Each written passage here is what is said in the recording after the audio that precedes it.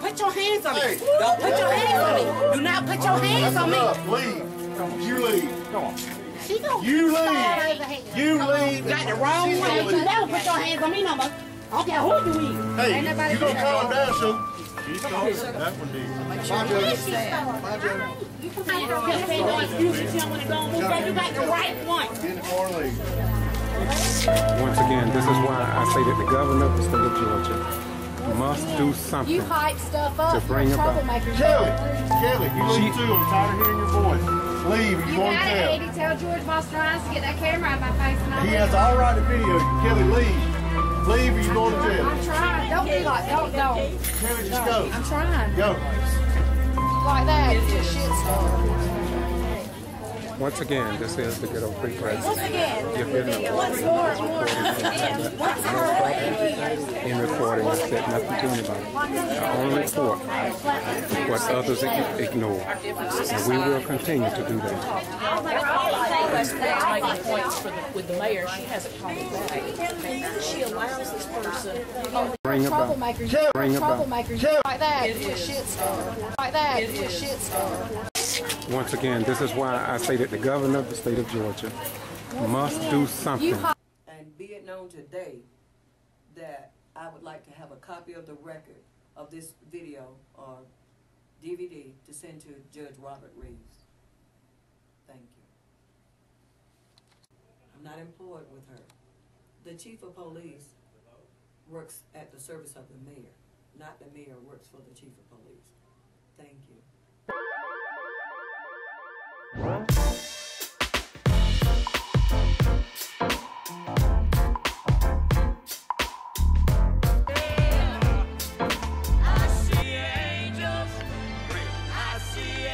Free Press, and I'm in Meigs, Georgia. I just left Atlanta. I came through West Point, Georgia, then from there to Americas. I stopped by Smithville and talked to the mayor in that little small town. And now I'm here in Meigs. We were expecting a meeting tonight. I hear some citizens gathering here, and they say that there will not be a meeting. I don't know how that can be. They say there was a sign posted, even of the agenda. But now the signs are taken down, and the only way I can find out what's going on is to talk to somebody here in town. I told y'all there's something wrong in the state of Georgia, and we need the governor of the state of Georgia, Georgia Attorney General, the Secretary of State, Brian P. Kemp. Somebody must address these problems in these little small towns. But look. You don't have to listen to me. Let's listen to others. And once again, this is the Ghetto Free Press, and I'm in the little small town of Meigs. We just looked on the door. I was told there would be a meeting tonight. I came from Atlanta by way of West Point, Americas, Georgia, stopped in Smithville to talk to the mayor there, and now I'm here in Meigs. I was expecting a meeting tonight, and I can tell you what the speculation may be from what I've heard on the street, but this is Mayor Linda Harris. We're going to let her tell you, as Paul Hard would say, the rest of the story. Well, we had posted on the community center door that there was going to be a special call council meeting tonight. I spoke to Mayor Pro Tem LaVon Gassett and several of the council members, and they informed me that they could be here at 6:30 tonight. But I got a call from Mayor LaVon Gassett, and he stated that the council members, they said it wasn't enough council members who were informed about the meeting to be here, so he was canceling it. I tried to call him back and let him know that I had spoken to enough council members to have the meeting for tonight. He hung the phone up on me. I tried to call back thinking it was a bad reception. He didn't answer the phone, and I left a message, and he still hasn't gotten back with me. But these are the concerned citizens that's here that participates in the council meetings, and they're here to have a council meeting that has been canceled. So I don't know what we're going to do to get some compliance. I don't know what state level we're going to have to go to get some help here in the city of Meigs. I've called everybody from the senator to the commissioners all the way up to the governor's office, and I can't get any help. They said it's an intergovernmental mess here, and I'm trying to get to the bottom of the problem, trying to resolve the problem so far as to get my own attorney like they told me that I had to get, being that our city attorney won't support me with these matters. Madam Mayor, why do you feel, what's your comments about having to take money out of your own pocket to defend yourself on behalf of the citizens when I'm told you don't even get paid for the position? Right. It's not a paid position. I came in knowing that I would be volunteering for the position. I put in a lot of voluntary time over the years anyway, so that part didn't really matter to me. I didn't know that I was going to have to fight this kind of fight. But yeah, it disturbs me that I have to go and get my paid money. Well, I've had help from the concerned citizens. That's why they want this issue resolved bad enough to help raise money for the legal fund to get this resolved, because they want to see our city go forth. And they elected me as the mayor, and they want to see me get over there very badly. Okay, are you aware that in Gordon, Georgia, Mary Ann Whippaloo was removed from office for 60 days by order of a Superior Court Judge, Robert S. Can't think of his last name right now, but Reeves. He was removed, therefore circumventing the rights of the voters to have the person that they want to represent them. So as we look at what's happening to her, I understand that after 3 weeks of taking office over there in Gordon, Georgia, that she asked for an audit. And it seems like it's always the money that's creating the problems in these small cities. Now looking back with your situation, I have people on my YouTube. Here's a question they asked me about Megs. They say, you are covering Gordon, but what is the update on Megs?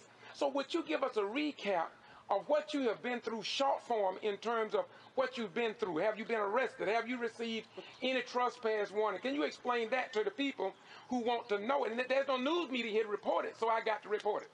Yes, I've been arrested, and in fact, this is my second time. I was arrested in April. In fact, it was April 19th. There was a warrant taken out on me on April 16th that I wasn't even aware of.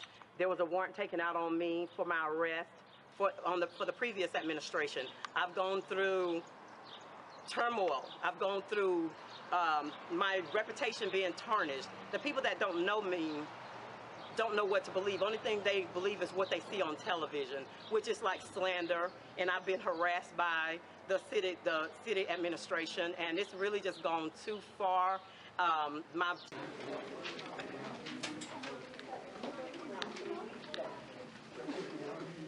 that's him. She's using his name. I'm going to ask that you don't use my family's name. Well, okay, you were in there on that Saturday. That's been so long ago. No, we're not finished. Well, we don't have to go. If y'all want to stay in here, because from this point on, we need to be Nobody say here. Oh, yes. Oh, yes. Did you second motion? I said here.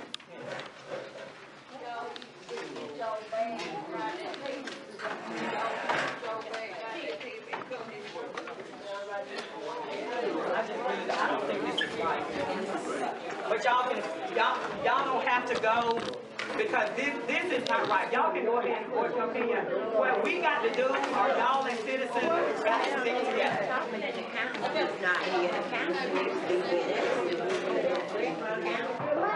I've never seen a city council meeting operate like this I don't before. understand how we allow the city attorney to control our meetings.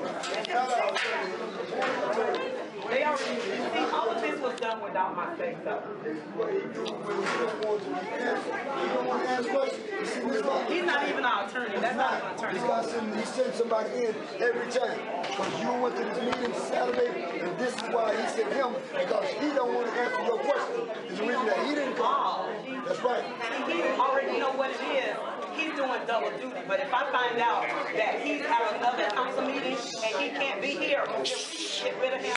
We need to have somebody that can represent us. Because Mr. Coleman, Attorney Coleman, is representing a lot of cities that was mentioned in the training on the weekend. So it's like double duty. He can't be with us for being everywhere else, but the money still rolls to his firm. You know, we hired him. I don't even know that man's name.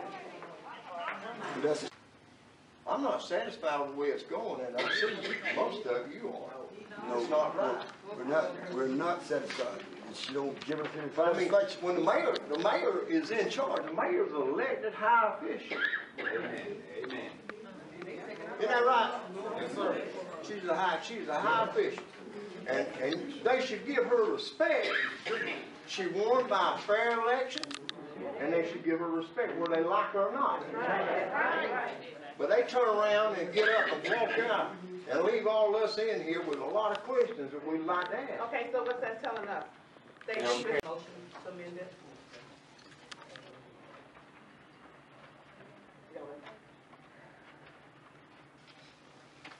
So y'all don't want to amend the minutes? Oh, no, I want to amend the minutes, the new business, because everything wasn't added. And I want to offer Officer Rawls a chance to approach the council about his termination. And also, there were some things, I had nothing to do, being the mayor, I had nothing to do with this agenda.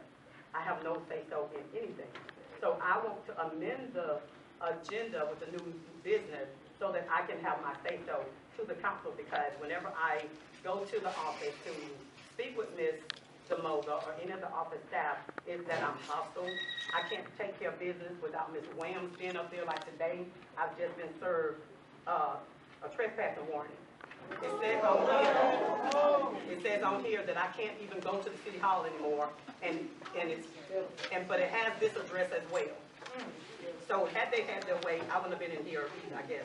But I just want to amend the minutes so that we can be heard today, because I think that we, as citizens and mayor, we need to be heard. So we have a motion. Do we have a second?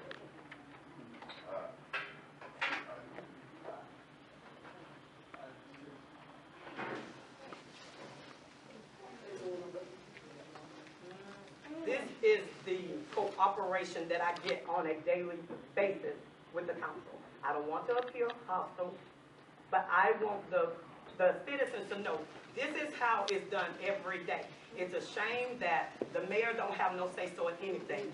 Ms. Williams, everybody else can come up there to the city hall, can run around there. Dorothy can put her folder in my face today and nothing be done about it. But I'm giving a trespassing warning, only because I was trying to see the bill for today.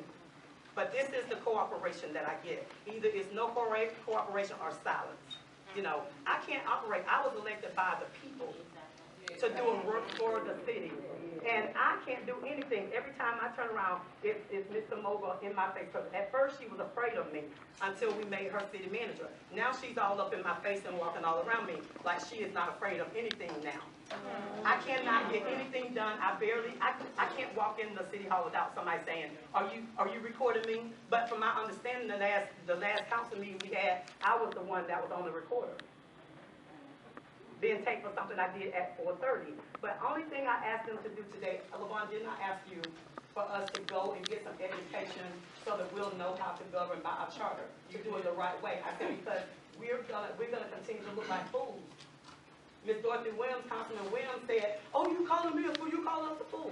No, I wasn't. I'm just trying to get the city back on the right track. But how can I do it if I'm not given a chance? I'm not given not a chance, a step of a chance. Mr. Mayor, Your Honor, I understand that, and that's been hashed about numerous times. The council, they voted, I think, according to the charter, we've gone through all that. I think it does no good for you to try to rally the crowd here. I think you need to go along with it. No, I'm not trying to rally the crowd.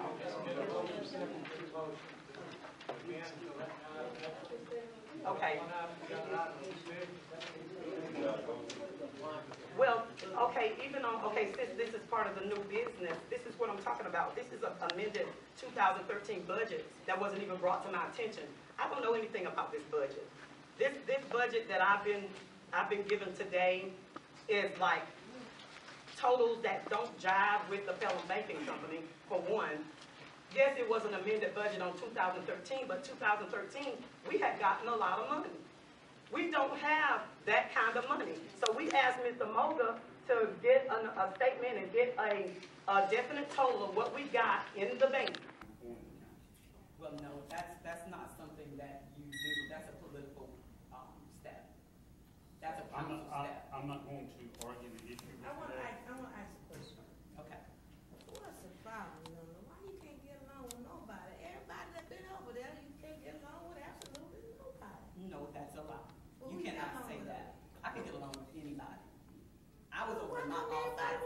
shy? Because they want power. They don't want people to go and see the documents that they're doing. Every time I go over there and ask for something, I get it. Because you're who you are. And then she goes over there and she gets arrested because she asking for the same documents. And I'm gonna go ahead and I do have these documents that I asked for. Last month I was able to go in and look at the books. For the last, since Sid has been Madam Mayor, we can't go down that road because right now the motion is to discuss whether or not it grants you access to the office, your cell phone, and the computer. Well, that's why. All's on the, that's all's on the Let's floor. go ahead and discuss that because that's why I was wanting to amend it. You guys will see the copy so that it won't be speculation. We don't have to discuss it. And when did We don't have to discuss it. I will let y'all see the documents that was withheld from me and that were blackened out. We don't even have to discuss it so there won't be an argument. But I will let you guys see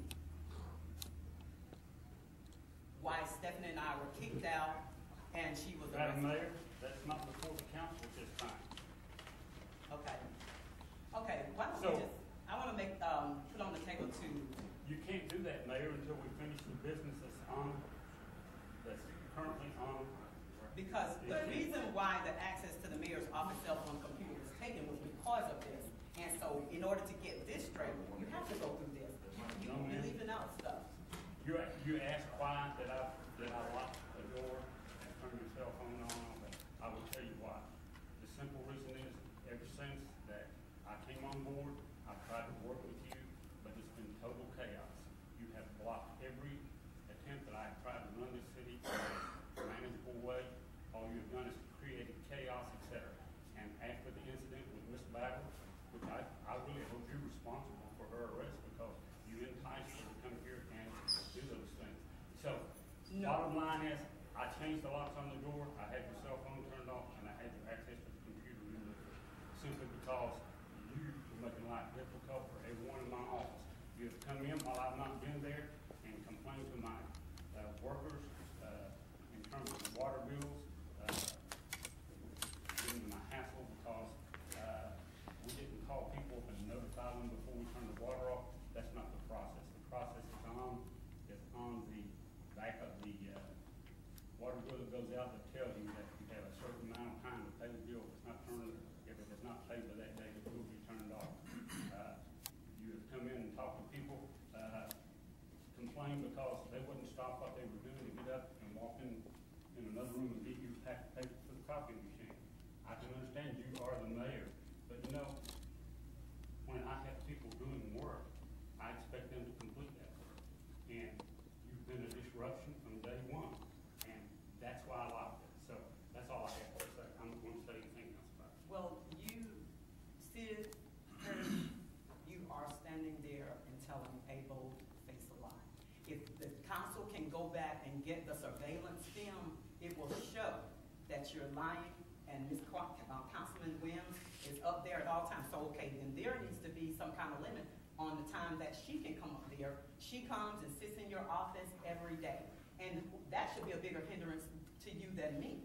And the I'm not finished. The purpose that she and Mr. Gassica are to review the bills that are being paid and sign checks. That's why she comes there. And she does spend a great deal of time because there's a process that we go through for that. Okay, so that's part of the whole council. Why do you exclude the council? Because we've always examined the bills, all of us. Hasn't it been a responsibility of the council? That's what usually takes so long, doesn't it, LaVon? To go through the bills.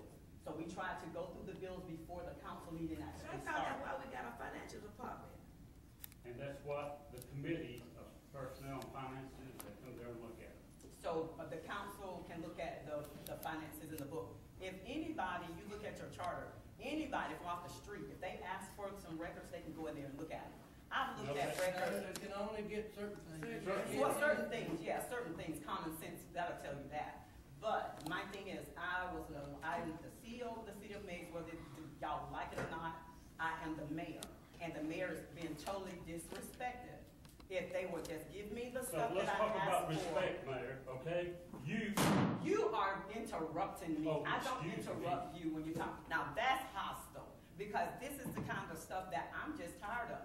Y'all just stepping over me like I'm a rug. And in this book, in our charter, whether y'all want to go over it or not, it's in our charter. Those things that you're letting Levon sign, he's to do that in the absence of the mayor, unless it is something dealing with the financial department. And the only thing I haven't signed anything since I told you that day I wasn't signing nothing else. I have not signed nothing. And the only thing that he has signed since I've been here has been checks, and he signed one document on a block grant. Before you got elected, it's the whole thing, a block grant. Okay, and even still, I think when he signed that is because we didn't have an acting mayor. We had a mayor pro tem at that time. But you That's correct. That's correct, right? That's all I've done. Okay, so all those documents, and I shall read it for you. But getting back, because this will take care, I'm not gonna go into detail about the petty stuff. We have an elected seat that I think is gonna cause a difference in this entire council and the operations of the city hall. So I'm easy to get along with. Whether y'all lie, you gotta know that God is watching you. And exactly, and that's why I walk in like he's watching me too. These things that y'all are doing is, it's just not right. But I'm not gonna make my blood pressure go up worrying about it because y'all know y'all are wrong. And I am gonna, after the meeting, being the mayor, if I have to do it one by one, so that the council will know that we didn't do anything wrong, but ask for some documents, bank statements for December, that you did give me a copy of, but many of the pages were missing. And you also blackened out account numbers and the balances. I did not. That's correct. He did that because you can't take that out of the office. It don't need to be out in the public. You well, look at it. I was over in the building. No, but you removed those documents because you currently have them now. No, I removed the copies you gave me. You had already blackened them out, so what good But you're not supposed done? to remove those documents from City Hall. We have had documents. I have documents back before you got here. And we all do. If we look through our packets, we have documents, some bank statement documents. So things didn't change until you got here. I'm just telling you what. But, and getting back to the blue books, I've been looking at those blue books since you got here. There was a problem for December. And what was that problem? No, and I don't know what the problem was. You didn't let me see the blue books. Like, I would take them 5 at a time to my office and look at them. Well. But he came in and snatched them from me. This man has really humilitized me. He yells when I'm talking to him. He is the one, believe me, I have it on recorder. I do have it on recorder. And I will bring it to y'all like he does one at a time. I will let y'all hear them one at a time. Because I'm not going to tell a lie that's going to send me to hell, and I'm not going to lie for none of y'all that's going to send me to hell. So, in terms of the way that you refer to your council members, so it's okay for you to call them Uncle Tom's? I can call somebody Uncle Tom if I want to. And it's okay for you to refer to the council members as incompetent? If they're incompetent, our actions up here shows that. You're not incompetent to every level, but you're very incompetent to your city government because we wouldn't be in this fix. But see, like I told you, and like I told Chief Price, y'all are happy about that because then y'all have the upper hand. Y'all have control. You love dealing with people that don't ask questions, that let you do what you want to do. I'm sorry, I'm not from that background. So.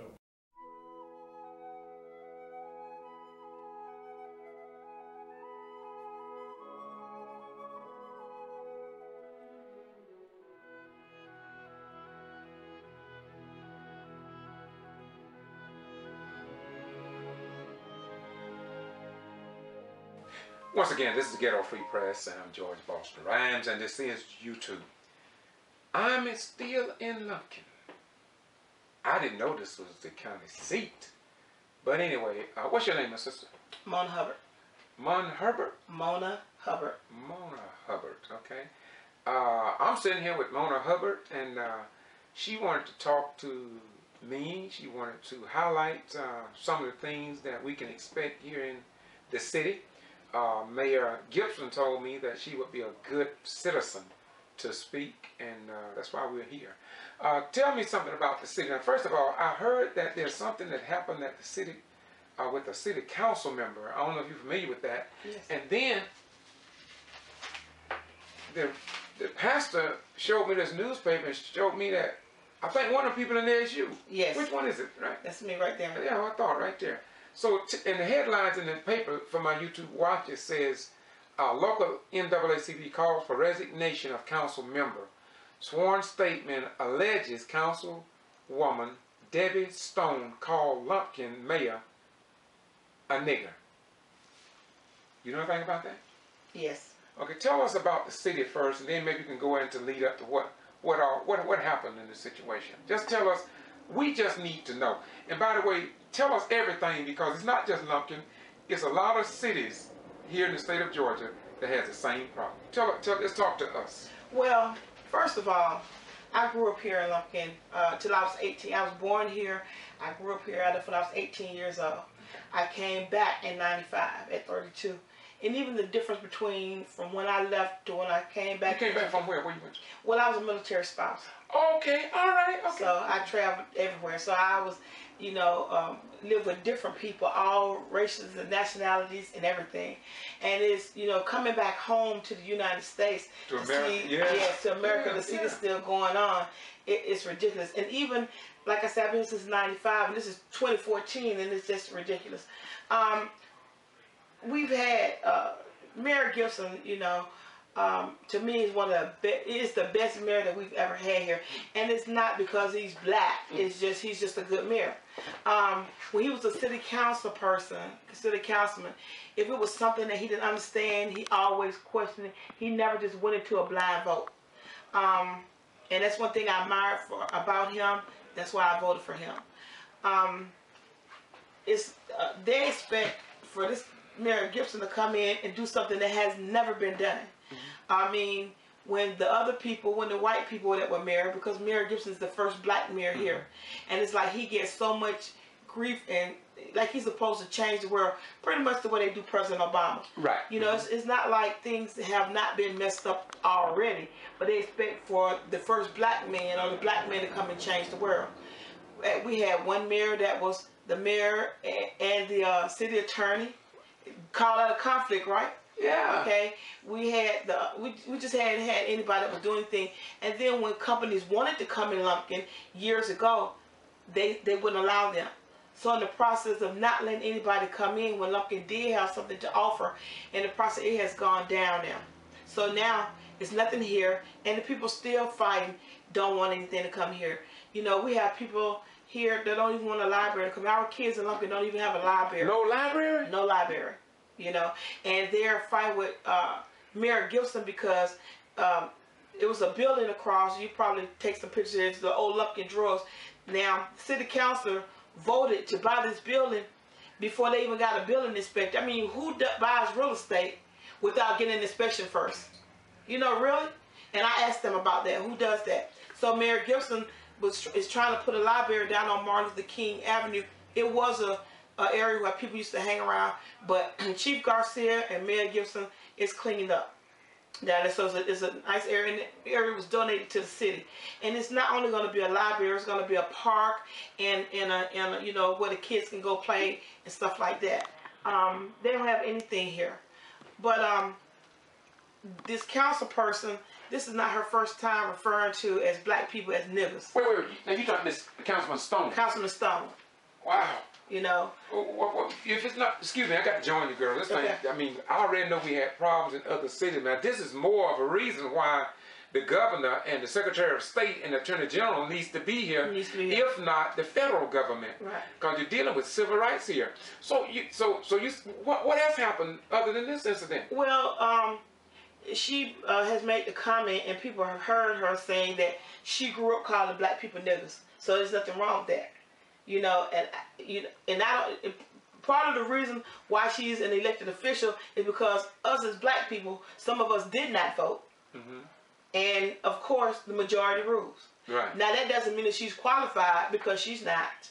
You know, it's a council member that was before her, and it was a black man. He won the majority of the vote. She made a big deal for a recall because they couldn't prove his that he graduated. Okay. And pretty much they did that to disqualify him so that she could run.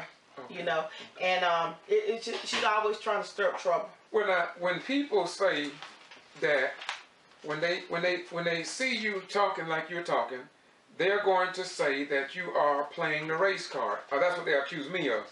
But this is a incident report wherein it documents, and I will put this online, that she did use the word nigger.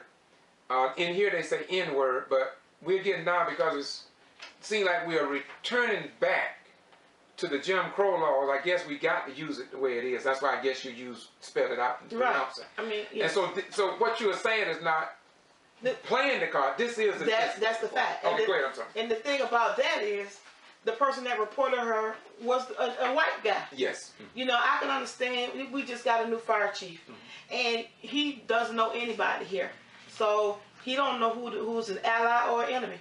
So his duty is to report that type of stuff, especially by somebody that's accountable. So he was put in a position. He did the right thing. He wrote a statement. That's a sworn statement. Do you know that if anybody called the Civil Rights Division or anybody in Atlanta? Because for an elected official to do this, it seemed like that definitely should have generated some type of attention from some kind of higher authority. Well, I know that our local NAACP has asked for her resignation. Right. Okay. And she would not accept the letter. Okay. Our Columbus News, it's been on the news a couple of times. She would not accept the letter. Matter of fact, it was on the news yesterday. Okay. And they even went by her house to get a statement, but you know, she wasn't available for a statement.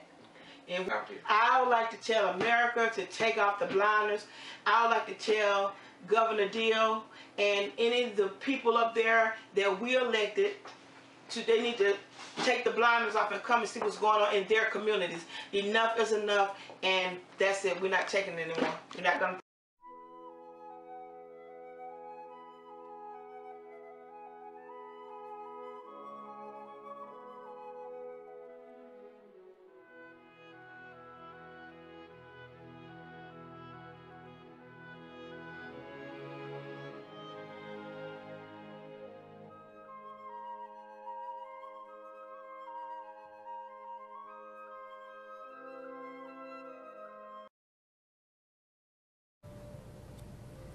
What's your name? George Ivan, Male George Ivan from Warrenton, Georgia. Okay. And when were you elected to that office? I was elected in November the 5th, 2014. Okay. What's the population of? Our population is, in our city, 2100 people. Okay. I have highlighted many problems in 11 cities. And you're one of the cities that we have noticed. So, short form, give us an overview of what you've experienced since you were elected to office. Right now, I came in and been elected the citizen of Warrenton. I think we was one of joyful time because we wanted to change there. And then through my knowledge that after I was elected, find out later on that the council and the previous mayor had went in and did a resolution, and they had took the mayor power. They were saying that they had came in and did a resolution on December the 31st, 2013. As far as you know, since you've been in office, was that legal in terms of getting with the power brokers in Atlanta? From my knowledge, no. Okay. It was not legal. Okay. Something I found out with other mayors is that they took their powers. Some of them have gone into the court system. Family members have been arrested. Some of them have been put on a criminal trespass. Some of them are even afraid to come back in the city. Have you experienced any of that? Well, I've been to court. They challenged my resident. They were saying that I didn't live in the place that I said I was living. And we went to court, and I won that fight there. How long was that?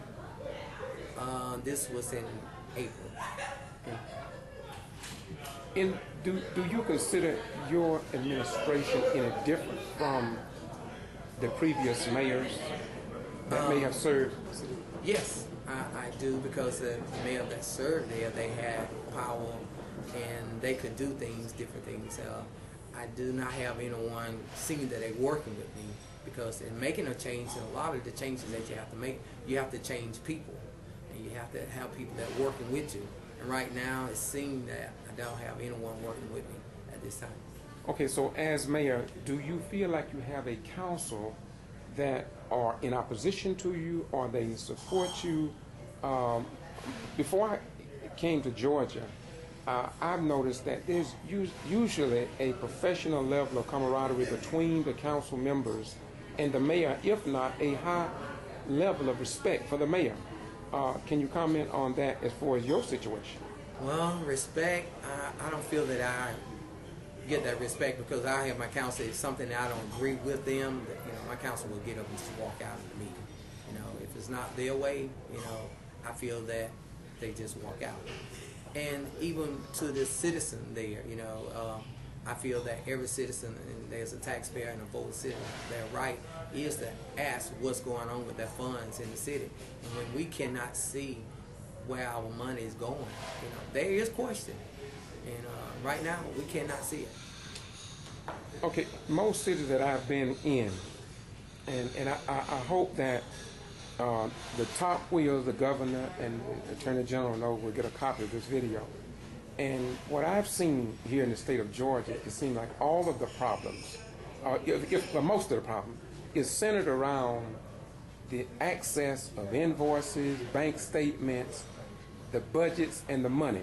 Would you say the same thing exists in your city?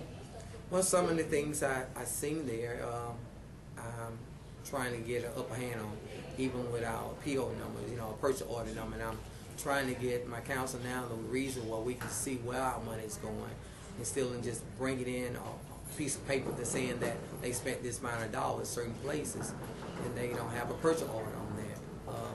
I think if we can look at our statement and find out where our money going, then we can use it more wisely that way in our city to help our city grow forward. Okay. On February the 6th, 2015, I had just left Morris Bank in Gordon, and I was referred to by a group of whites. One was a city council member, I won't call his name, but I was called a nigger twice. Have you experienced any racial overtones? I know in, for instance, Lumpkin, Georgia, he has. So do you have that, or is it subtle, or is it not at all prevalent in your? Well, I have had those calls when I wanted to be mayor at the house that my daughter lived in, and I tell them don't answer the phone at this time now because my business is there also too. And I got phone call, nigger mayor and stuff like that, calling all the time of the night, and threatening calls, they have been made, yes. George, do you feel like the Secretary of State, Brian P. Kemp, Attorney General Sam Olens, Governor Nathan Deal, or any of the civil rights organizations have stepped up to the plate to assist you with what you're going through there in your city here in the state of Georgia? No, because every time I reach out for help, the first thing I get, you don't have to get you an attorney. And in a small town like that, we don't have the fund, and because the city attorney is not working with me either. So I don't have the fund to just, $10,000 or $20,000 to pay an attorney to defend the city of Warrenton. I would love to do that. Do you think that what you have gone through may have just hindered blacks from coming out to vote during your election? Oh yeah, because that's some of the things that some of the blacks say that when they come to city council, African America, they come there in the council, disrespect them and make them feel loyal and not loyal to anything. So now they get to a point that they don't want to come out because they are talked down, and I think that's unjustly unfair to them. I think every citizen should, be able to speak their opinion, voice their opinion. to the people. And as the mayor, and I want them, my policy is I have an open policy that you can come in and talk to the mayor about any situation. And we have had several situations that's what they do. They feel that they can, but when they come to council, they get shot down. They'll tell them they can't speak, or they'll tell them that you need to put it in writing, or something like that. But the previous time, the only thing you have to do is just sign in. You come in and speak. So do you feel like some impediments are put before you simply because you are black? I feel that way. You do? Okay. If you cannot get anybody from the state level to come into Warrenton and take a look at what you're going through outside of your attorney that you have to pay for, what are you to do? Nothing. I just pray to God that God send a miracle our way, send it to Warrenton. Not only just in Warrenton, all over. And like you had said earlier, I feel that I'm not the only one. I know a lot of other mayors that I met them do Mayor Day, and I was in Atlanta, and I had to eventually pay that out of my own pocket, but finally I got reimbursed after we went to court.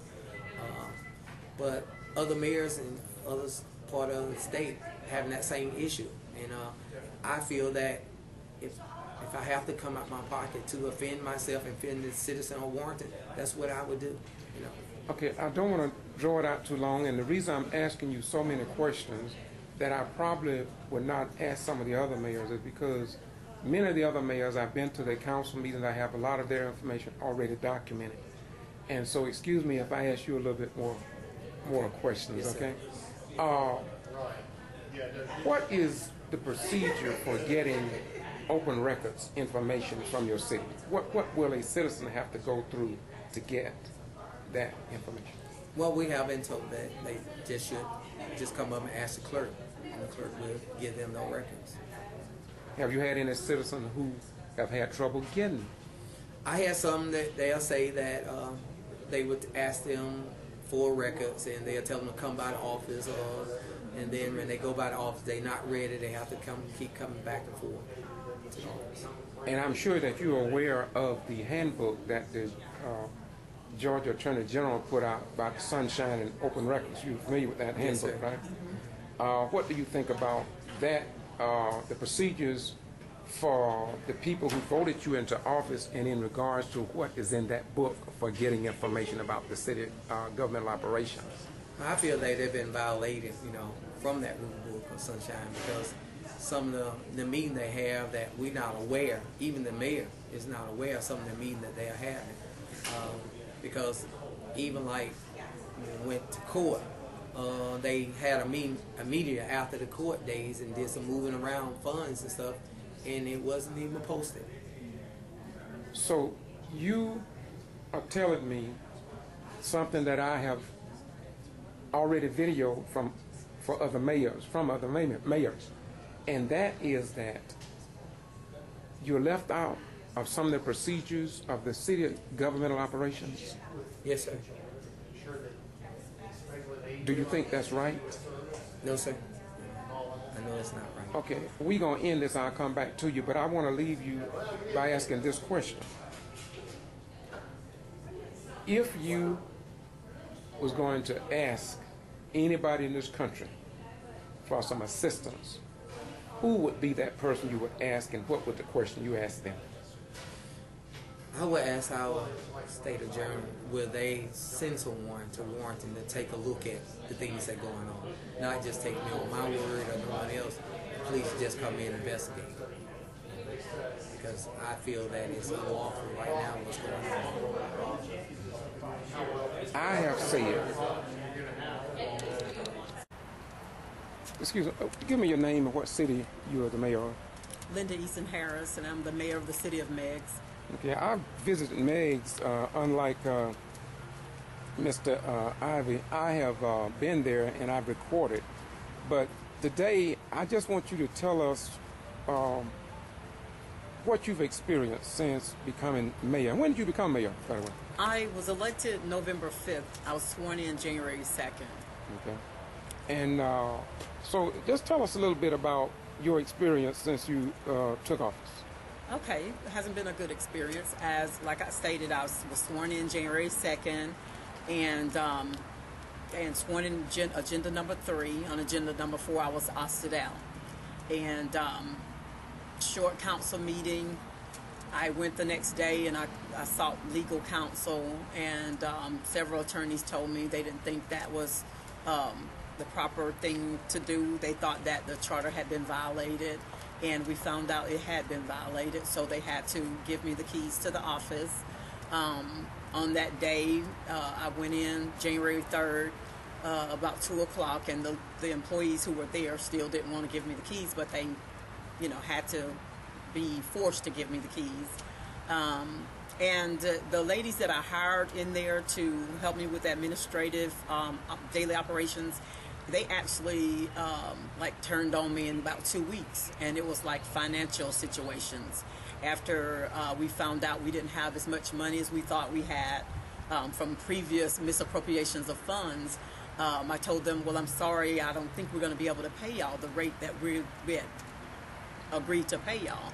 And from that day on, it was a turnaround, because people don't want you to bother their money. So the lady I hired as the city clerk, she spoke to the city attorney, and the city attorney advised her on how to get with a council who didn't vote for me anyway, and to take my powers away from me. And that happened February 6th. They had a private meeting, one-on-one meeting. And on February 10th, that Monday, they were having a meeting to take my powers away by ordinance. Now, when you say February the 6th, now, if that was an illegal meeting, did anybody notify the state representatives, since they profess that they want open meetings and sunshine laws? No. Nobody said anything? Nobody said anything. But even after you identified that something was wrong, and you did notify somebody in Atlanta, am I correct? The representative, the senator, something like that? I immediately found out who our representatives were, and called Sam Watson, and had a meeting with him, and he was to look over the charter, and then he got with our representative, Jay Powell, and don't know exactly what happened. It wasn't any results, however. Then I called Atlanta. Reached out to Sam Olin's office, and also to Governor Deal's office, and they tell me that what we have in Meigs is an intergovernmental mess, and that I'm going to have to get me an attorney. So it's been over a year now, and I'm still fighting it, still being forced to have my office, in and out of office, powers taken. Okay, when you say powers taken, did they take those powers with the approval of the state of Atlanta? Because I think that whenever they change governmental law, whether it's a strong mayoral type government or city manager, I thought that the state of Georgia, you have to go through a process. You just can't do it arbitrarily. Well, you have to go through the state legislators, and what I'm dealing with, however, is an incompetent council. They don't know that they're supposed to do that, and I've advised them that that is the procedure. But with them getting illegal advice from our city attorney, they feel that they're doing the right thing. But no, they haven't gotten any kind of.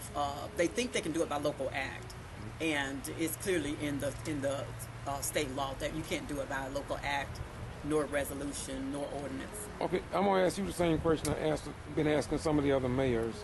How do you feel that they are treating you as a mayor among your own council?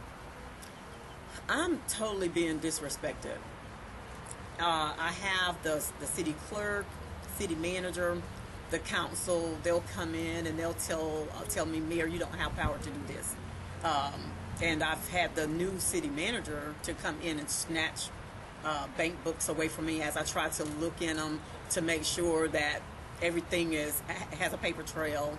And they've given him the authority to do the mayor the way he wants. In one meeting that I attended, correct me if I'm wrong, even the attorney seems to be against you or the previous attorney? Or, explain a little bit about your attorney situation there in Meigs. Yes, the attorney is totally against me. And actually, he's the one who started this. He's the one who advised them on how to get the council, how many council members would have to vote to take my power. And he wrote up a bogus ordinance. And on the ordinance it's given me probably about four different sets of powers. But the executive powers I don't have. And that's what he wanted them to do anyway, because he knew that I was going to change some positions and titles within the office because it wasn't being administered correctly. Is it in your written documents of your charter that a person who governs in the city of Meigs, do they have to live in that city? They do. Have you ever had it wherein someone might have served in your city and they did not live there? If so, who was that person? Well, actually, our city manager, when we had a city management form of government before the strong mayor, the city manager had to live within the city. Didn't have to live in the city before he was appointed. But after the appointment, he has a certain amount of time to move to the city. And none of our administrators live within the city of Meigs. Nobody who works in our city hall lives in the city of Meigs. What about the chief of police? What about the police department? Do you get support from them, or how do they interact with you as the new elected black mayor? Well, the chief of police that I hired in and I appointed to that position, the previous city manager who resigned, she terminated him because he supported me. And then after that... What was his name? His name was Edward Ross. And after that, the council had, I guess, an interview session that I wasn't invited to. And they hired the chief of police that she wanted to hire. And I guess he was instructed not to say anything to me, not to talk to me. So there's hostilities, or there is dissension among you and your law enforcement chief? Yes. And not that I choose for it to be like that, but it's like they feel that with this power struggle, but as I've informed them, I'm not the one that's trying to take advantage of my power. And but what their problem is, they're wanting the power. They want to do what, when, and how they want to, like it had been done. And they know that I want them to be accountable for their actions and paper trail with everything. And they don't want that. Because I'm kind of familiar with your city there, but I do want you to say to the people who hear you, they probably would like to know what's your salary as the mayor of the city of Meigs, since didn't you have to go to court? I did. Okay, and you've been given a couple trespass warnings, I believe. I have. And I believe your mother became sick or ill. We don't know what could have contributed to that. Right. And you've been sick yourself. But my question to you is that, where do you think all this going to end? I hope it soon ends. Well, the first time I was arrested, it was on a defamation of character and stalking charge. The previous mayor, she thought that was going to be a way for me not to be elected. And then after I defeated her, it even got worse. She tried to get the administrators to keep me from going into the office, but I've been exonerated from those charges. And then by April of last year, the new manager that I hired, she said I threatened her, and all those charges were not prosecutable. They didn't. It was like 16 months, and they didn't have enough. After all those months, they still couldn't come up with any evidence that I was guilty on any charges, so it was thrown out. Okay, I have seen, since I've been doing this for over a year, I see the same identical thing happening to other mayors, black mayors, and I understand I got a phone call from a white mayor, and so it may not all be about race, it may be about change.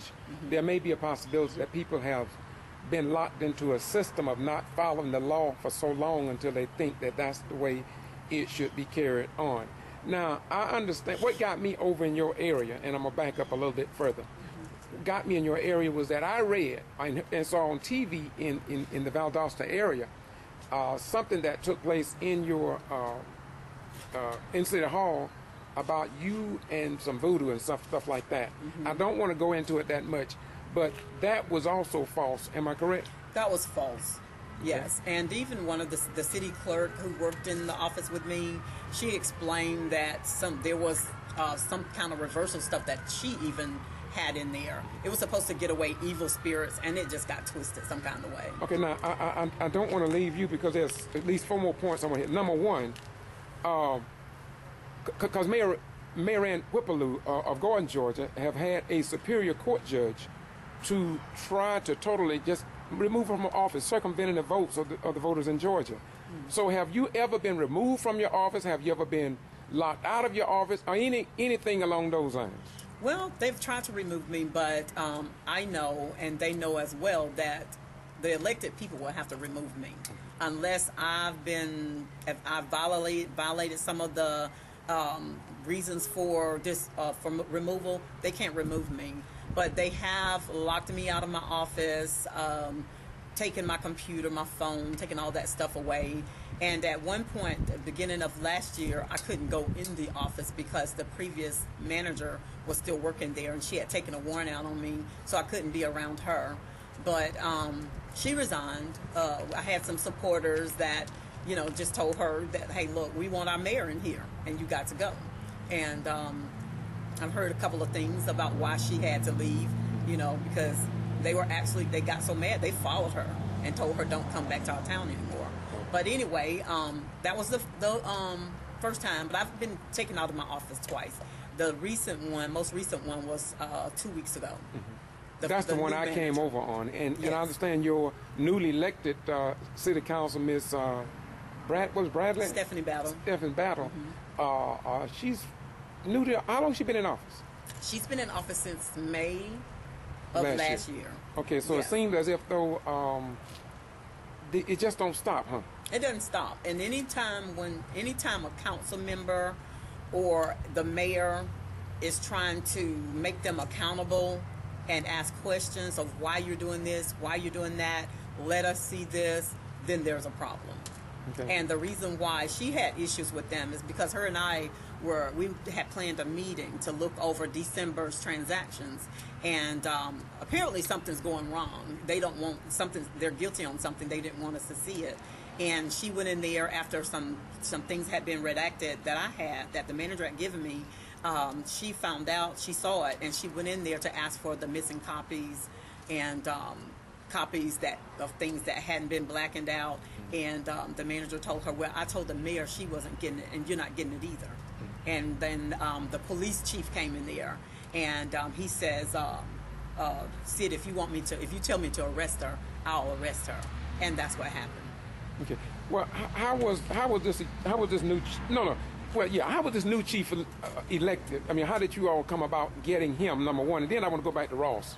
Well, he was elected by a 3-party committee, by the police committee, the chairman and 2 other council members. It never went before a quorum to appoint him as the city chief.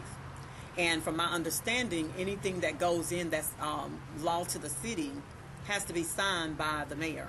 And the mayor, I haven't signed anything. So I didn't hire him as chief. And at one point he wanted me to swear him in, and I told him that I was going to get with the council on that. And to this day, I don't know who swore him in. So once again, we see that Georgia seems to be a state without laws. Right. Now let's get back to Chief Rawls. I met him. First of all, before we get to him, Jimmy Layton, who is a white brother. I've noticed that he supports you. In fact, when they locked you out of your office, he said to me, and it's on camera, that Mayor Linda Harris haven't done anything wrong. Mm-hmm. Who is he? Jimmy Layton used to be our chief police. He served as our city manager at one time, our public works supervisor. He knows the city very well. He knows the rules, the ins and outs. And he knows that what I was doing, it was right. I hadn't violated any rules, or I hadn't violated any constitutional laws. So he does support me, and he's actually running for city council because he's just tired of what's going on. But what was his title previously? His title with the city? Yeah. He was chief police and... For how many years? 3? No, he was with us about 20 years. What kind of job did he do? What kind of job? What type of job? What kind of chief was he? Oh, he was great. I mean, he got along with the citizens there, interacted with us, and if there was something, he even took it upon himself to, go to funerals, to come by barbecues and stuff. He just kept it very pleasant. Did that former chief also insist at public meetings, as well as the concerned citizens, that the former chief Ross, I think it was, that removed, that he should have had a hearing, yes, that the city should have listened to him? He stood up for him, am I correct? He did. Well, did you and the council ever get to hear from former chief Ross concerning his firing or termination? No, not as a complete council, we didn't. So, they never gave him the opportunity to have a hearing. But he had support of the community, am I correct? He did. In fact, they had a protest about it, a huge protest for like 2 days. Okay, as we get ready to bring this to a close, what got into your city? Wait a minute. How did metal detectors get inside of city council meetings? I mean, did something happen for them to scan you before you come into the meeting? They always do it. I'm just asking the question because I get scanned when I go. I just want to know, where did that start? Well, it started last year. I think before I was elected as mayor, the previous mayor thought that she was, her life was threatened or something. She said in the paper that she had to have bulletproof vests, and that's something that was implemented during her time, just for safety. And I really don't have a problem with that, with everything happening now at the council meetings. But yeah, they're checking. Now, what about the compliance with the Sunshine and the Open Records Law? I have been there several times, and they have a sign posted. You have one of them with 70-some people outside, and there was a notice posted saying there will be no council meeting. And I think, did you know anything about that? I didn't know anything about it, and on that particular day, we had the sheriff Powell from Thomasville there, and he was very upset about it. But they didn't even let him in. But I'm quite sure there were consequences and repercussions about that. I don't know about it. And from my understanding, there's a police investigation. Okay. Now, if you had an opportunity to call anybody in the state of Georgia or in the United States, who would you call and what would you ask for? Well, this thing that I'm going through is very big. I wish President Obama could be here, but he's tied up. Just want whoever's going to come down here and get some results. Go in, do an investigation. There are several analysts that we can get to go in there and to make them accountable. For everybody to get together, be on one accord, know their role. Because we have council members that don't know their roles. They're overstepping their authority, and some act like the mayor, want to be the mayor, but they will never be the mayor because, people are not going to elect them as the mayor. But anyway, that's their way of being in there, trying to have the power. And if people wonder why everybody's talking about power. One thing about the mayor comes with power. When I ran my campaign, I ran a campaign knowing there was a strong mayor, weak council form of government. And I felt that with my honesty, my integrity, that I could go in and I thought I could change it. But whenever you get the devil into a situation, it's kind of hard to remove him when you've got, several people against you. Okay, once again, I want you to refresh the people's minds who watch this video. How much do you get along the lines of a salary from Megs? Well, I stepped in knowing that it would be a voluntary basis. I didn't know that me stepping in on a voluntary basis, knowing that I had another pretty good paying job, that I would later on lose my job there because I was arrested. And But yeah, it's on a voluntary basis, and right now I want you to tell me in dollars and cents how much do you get every month for the work that you do and all that you have endured as far as your family being under stress, etc., as well as yourself. How much money do you get paid every month in dollars and cents? I get $0.00. Some people would call you crazy for that. They would call me crazy. They said, why don't you resign? And after a couple of months, after I had been arrested, I'm like, why should I resign now? I've gone through. I felt like Martin Luther King. I know how he felt. I know how President Obama is feeling right now. You know, totally being disrespected by your colleagues. People are supposed to be supporting you. Okay, do you feel that race plays a part in what you're going through? I wish I could kind of say that it's race, but no.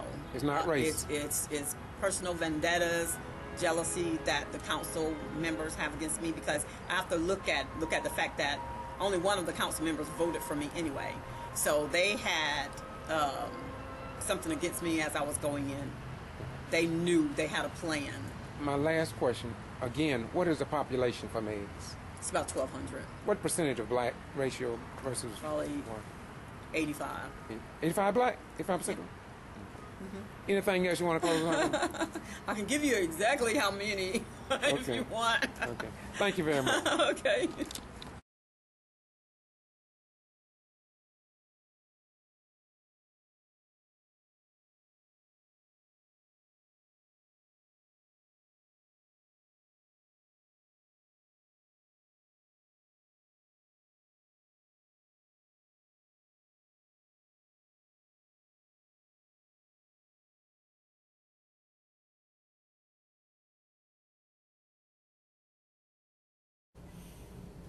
Good afternoon, mayors.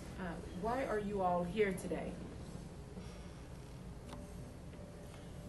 We basically here that we met a year ago in Atlanta, Georgia, at the mayor's conference, and I got to meet these other mayors, and we start brainstorming and find out that we have similarities, the same problem in our city.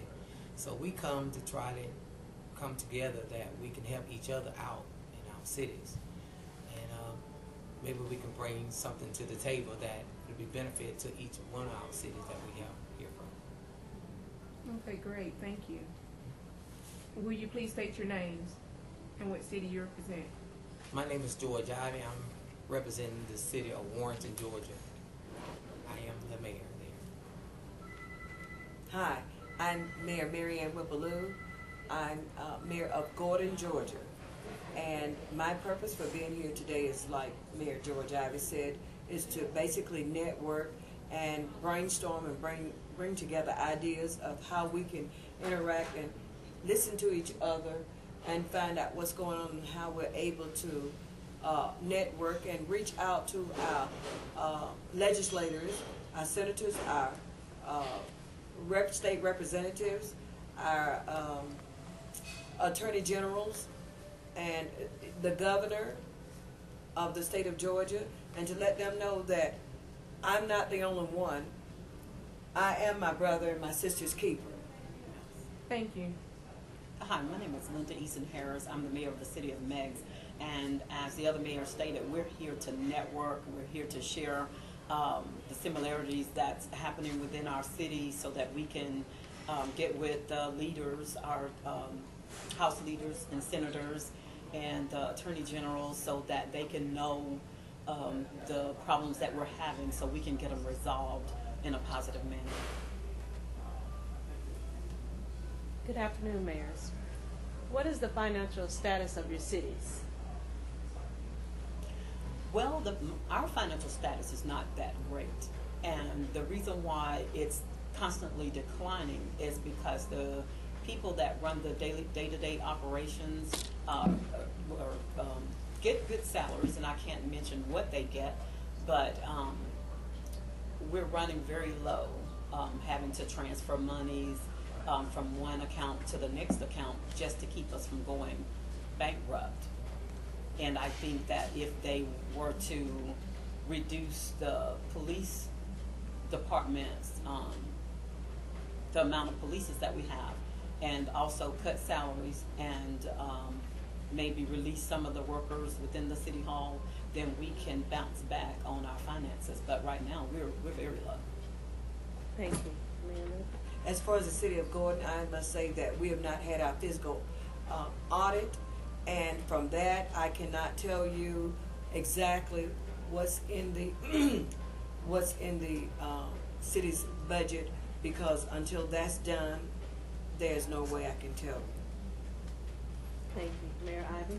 Yes, and right now we have did our fiscal year, and our mill rate had to go up because we was losing out citizen that we apparently we have there. People's moving out from our city, and that's where our revenues come through. A lot of our departments coming through the people that live there, and that's one of the things. Me being as the mayor, I was want to bring some changes to try to keep Warrenton above. And right now that we're losing our citizens, they are moving to different other cities because we have nothing to offer. And one of the greatest things that we have that in our city that the people want to come together, they want to change, and I think that's why they elect me to be their mayor. That way we can have a change. And Warrenton is a beautiful city, and we have beautiful people there. We just need a change. Thank you, Mayor. Now, one of you have mentioned that you have not had your financial audit. So, with you other two mayors, dealing with your budget, have you received your financial audits? No, I haven't received. I was saying Warrenton, we have not received it at this time. Well, we've had our audit, and our audit showed that our city is in a lot of trouble, and we've had the experience of, you know, having totals being thrown at us that were, you know, bogus. They were not what was on the paper. So we're just, I mean, that's what I want. Like I said, that's what I want us to be accountable for our financial situations, and so that we can, so that whenever the auditor comes, they won't have problem finding things, because our last audit, it took them almost 6 months to track where different accounts were and such things as that. And right now, we're operating on a budget, a 2012 budget, that was like $500,000 when we're working with about 10,000. So why do you think your particular cities are fighting having an audit in place, or really just not getting the books in place, in line? Why are the city lawyers fighting you? Because I know that some of you stated that you're having opposition with the city lawyers. Mm-hmm. I can say for the city of Gordon, since I was elected, and we have 6 council members, and after being sworn into office, before you can transact business, you need to know what you're working with. And I came forward and announced to my council that I wanted to have an audit done. And listening to the constituents, my constituents of the city of Gordon, well, they had said not only did we need an audit, but we needed a forensic audit.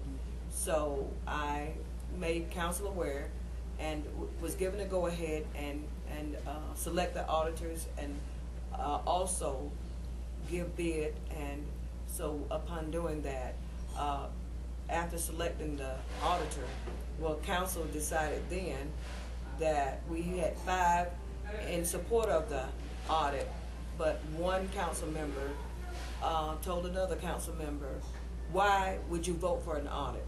And if you voted for the audit, in support of that audit, you are a disgrace to the white race. You need to paint your face black. Because if I go to jail, you're going to jail too. What is that? What kind of message is that sending? That's showing that the books are not accurate. And so I've asked to have this audit done, and because of that, now I find out, since I've become mayor, that there was a request that I needed to have presented an engagement letter. Well, after investigating and seeing how Gordon operates, I not seen any engagement letters brought forth by any other of the auditors that have done audits for the city of Gordon. Thank you. And mine is that I asked for the audit and I put it on every one of my agendas, that I'm constantly asking for them every month, and I cannot receive the audit. My council will not vote for those. And I feel that that's the only way that I can see where the money's been spent and where we can do some cutting and where we can add to our city for the city to grow. But without knowing what kind of income or what I have to work with, I cannot help the city to grow. And that's one of my main focus is to being as mayor, to making a change, that you have a place that people be pleasant to come to want to live in Warrenton, to bring business and bring industry into that city.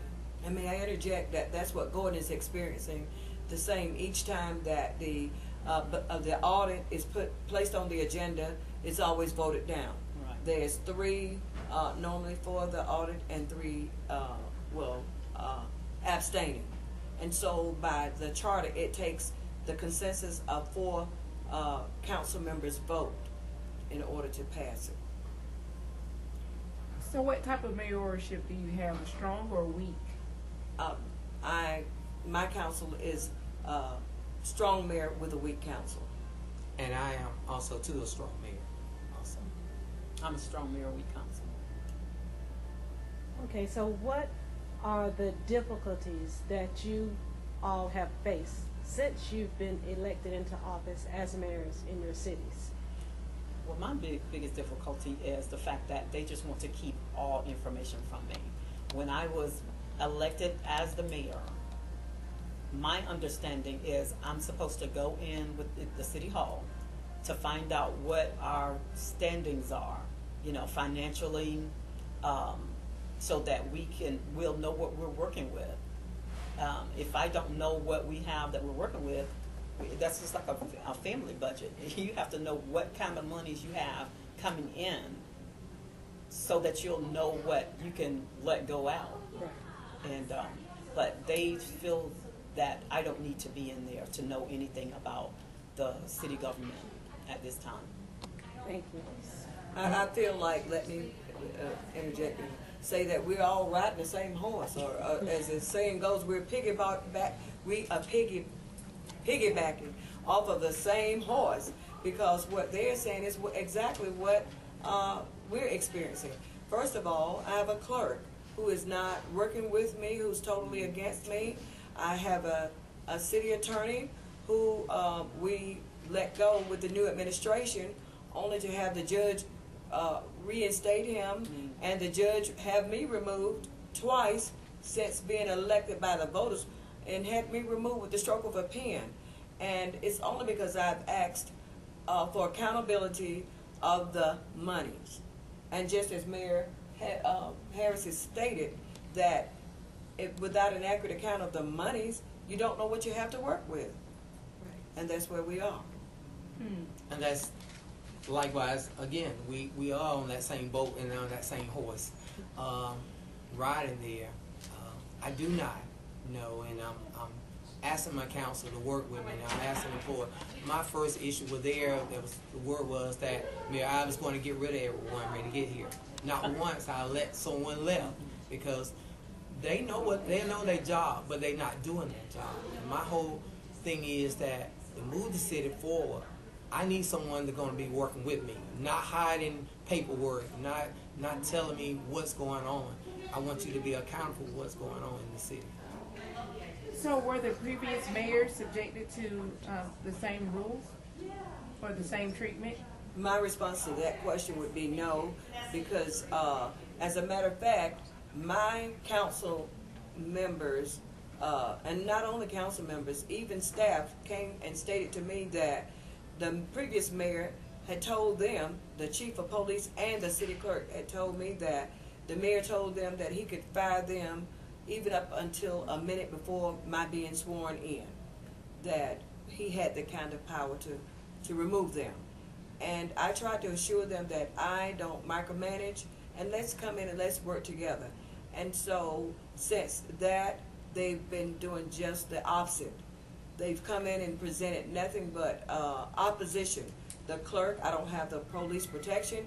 Right now, I'm in fear of my life. And I've experienced similar issues as Mayor Ivy.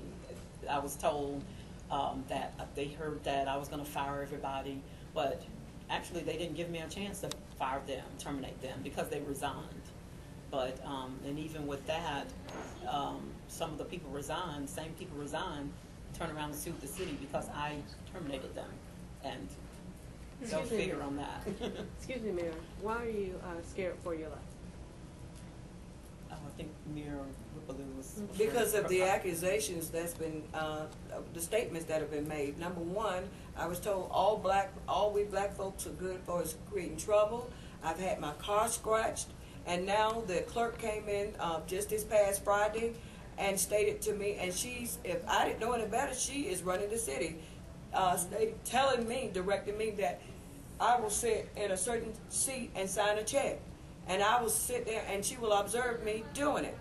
So what I did was nicely asked her for the checks and went to my office and signed the checks. And with the chief of police following her, and I said, excuse me, you all you're given an excuse to leave my office.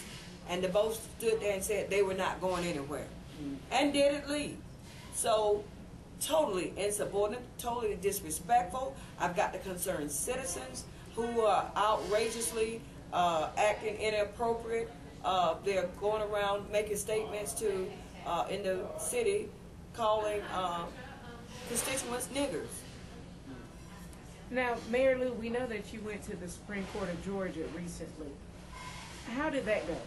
Well, I can't give a stance on that. I can only say go to the Georgia Supreme Court and Google and see it for yourself.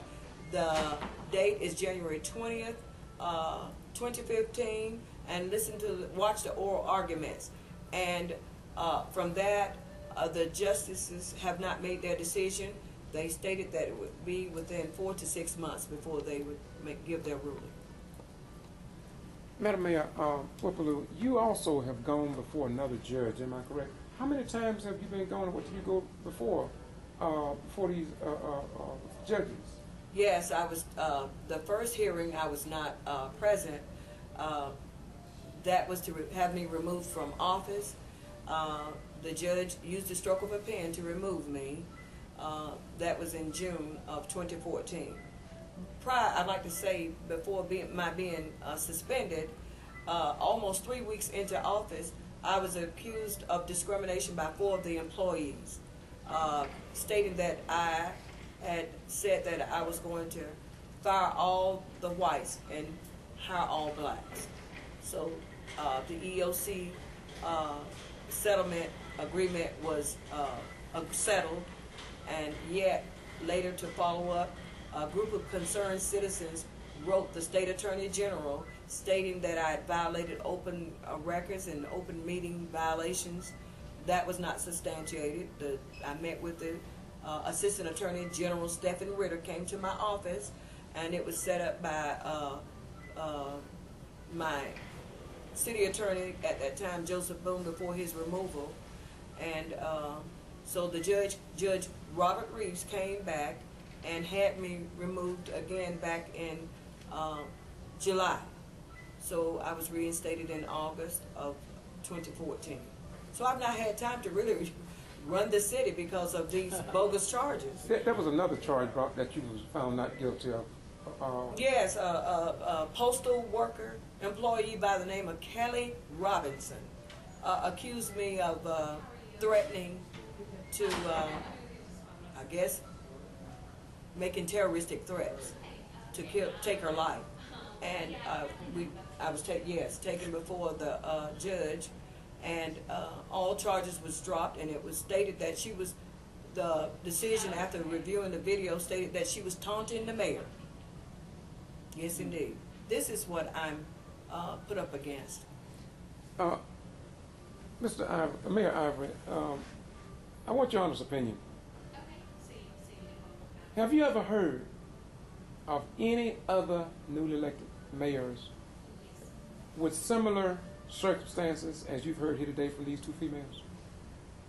Have I heard it from any Yeah. other mayor? Yes, sir. Yes, sir.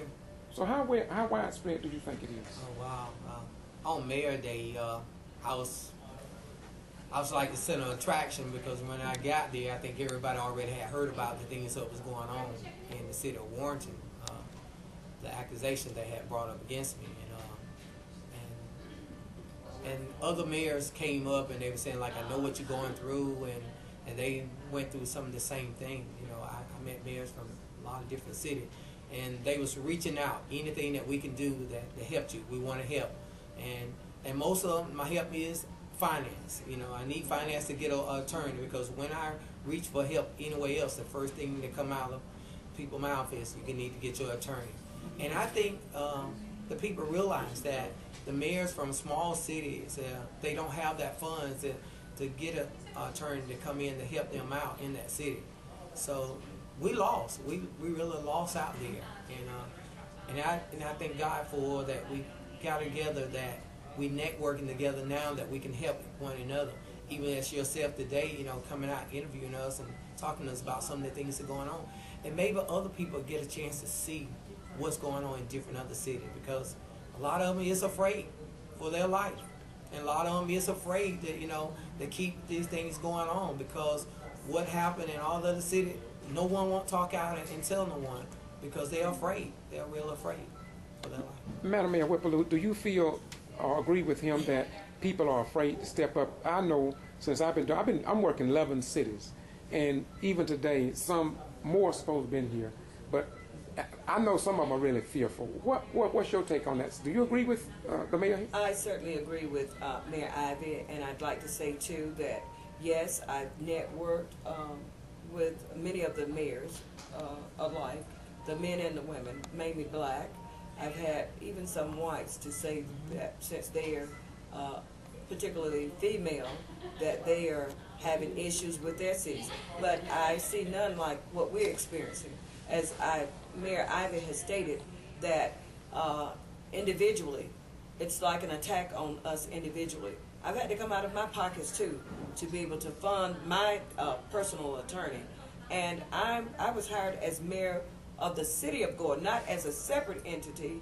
And I've had my 2 council members, Mayor Pro Tem Edie and Mayor Densley, who is one of the eldest men on the council, and he's joined hands with Mayor Edie, a black and white.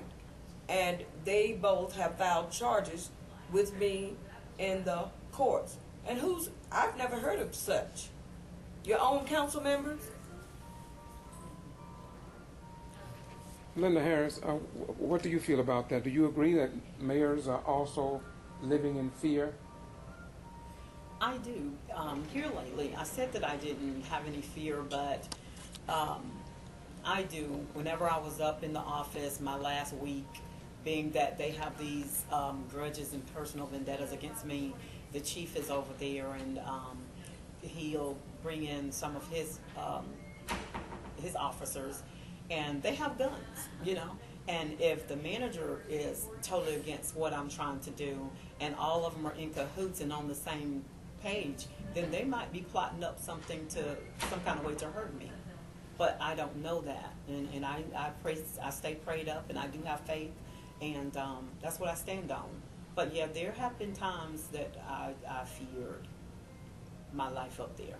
And I will add to that, yes, I'm very fearful because I don't know what to take of my chief of police and his assistants. I mean, clearly you can see if you Google the council meetings on YouTube, go to Boston G.B.R., and you can see even asking, with me directing the chief of police and maybe his assistants,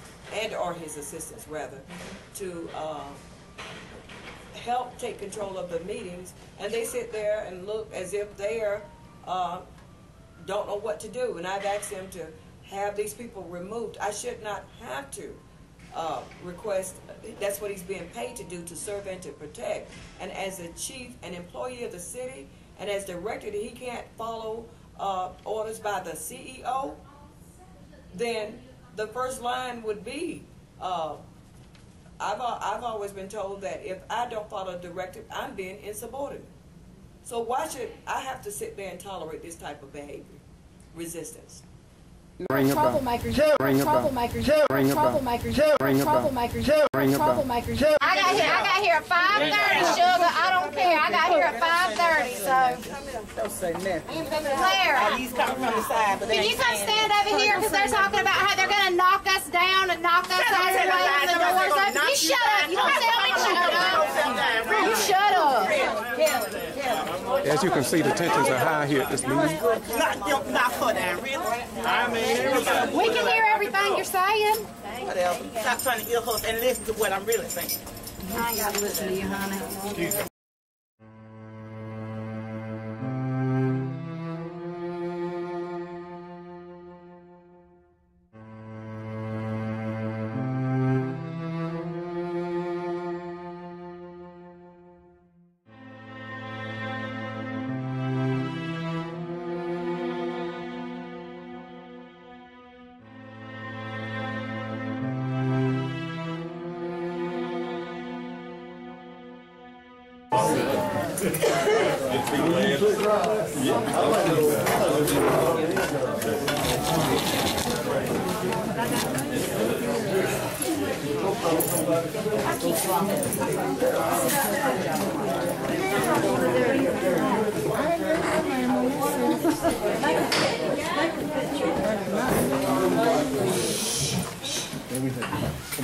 Council will entertain a motion to reopen the meeting to the public. Do I have a motion to reopen?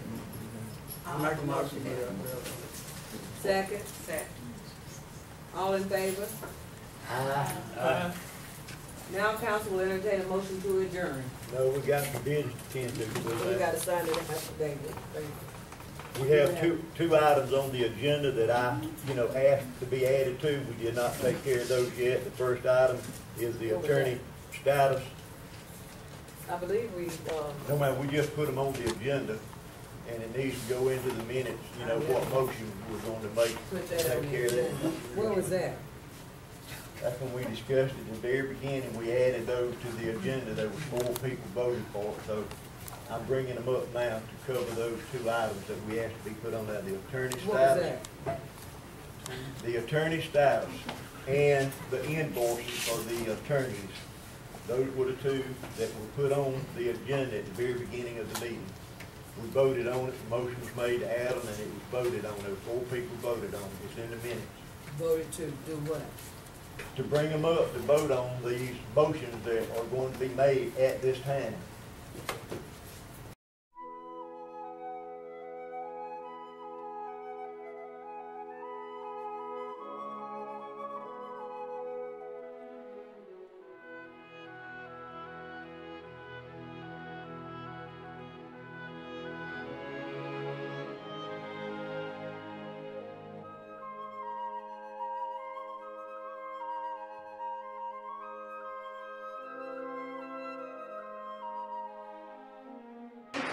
I want to address Mayor, can I say one more thing? I want to address the fact, and I'm not ashamed to address the gas action orders as long as we get in. On my personal level, I don't trust this. That's me. I'm speaking for me. Because when I get a lawsuit for this city and my name in there, and Mr. Boone said I talked to him, blah, blah, blah, and he only presented one side, I got a side too. Now, I know what transpired with some conversations we had. I'm speaking on my side. I cannot work with people I don't trust. In 19 years, I have never called to ask any legal advice from Mr. Boone. Now we get these calls, and these calls get legal advice. Everything we say to get the information to move the city forward, it's drawn against us. It's open meeting violation. You shouldn't have done this. You harassed her. I have not harassed anybody. That's not my name. And I don't appreciate reading in a lawsuit, you harass somebody. Why not get my side before you do the lawsuit? You're an attorney that represents the city, not half of it. All right. And I don't appreciate that. That's my standard, that I cannot work with people that I cannot trust. Thank you.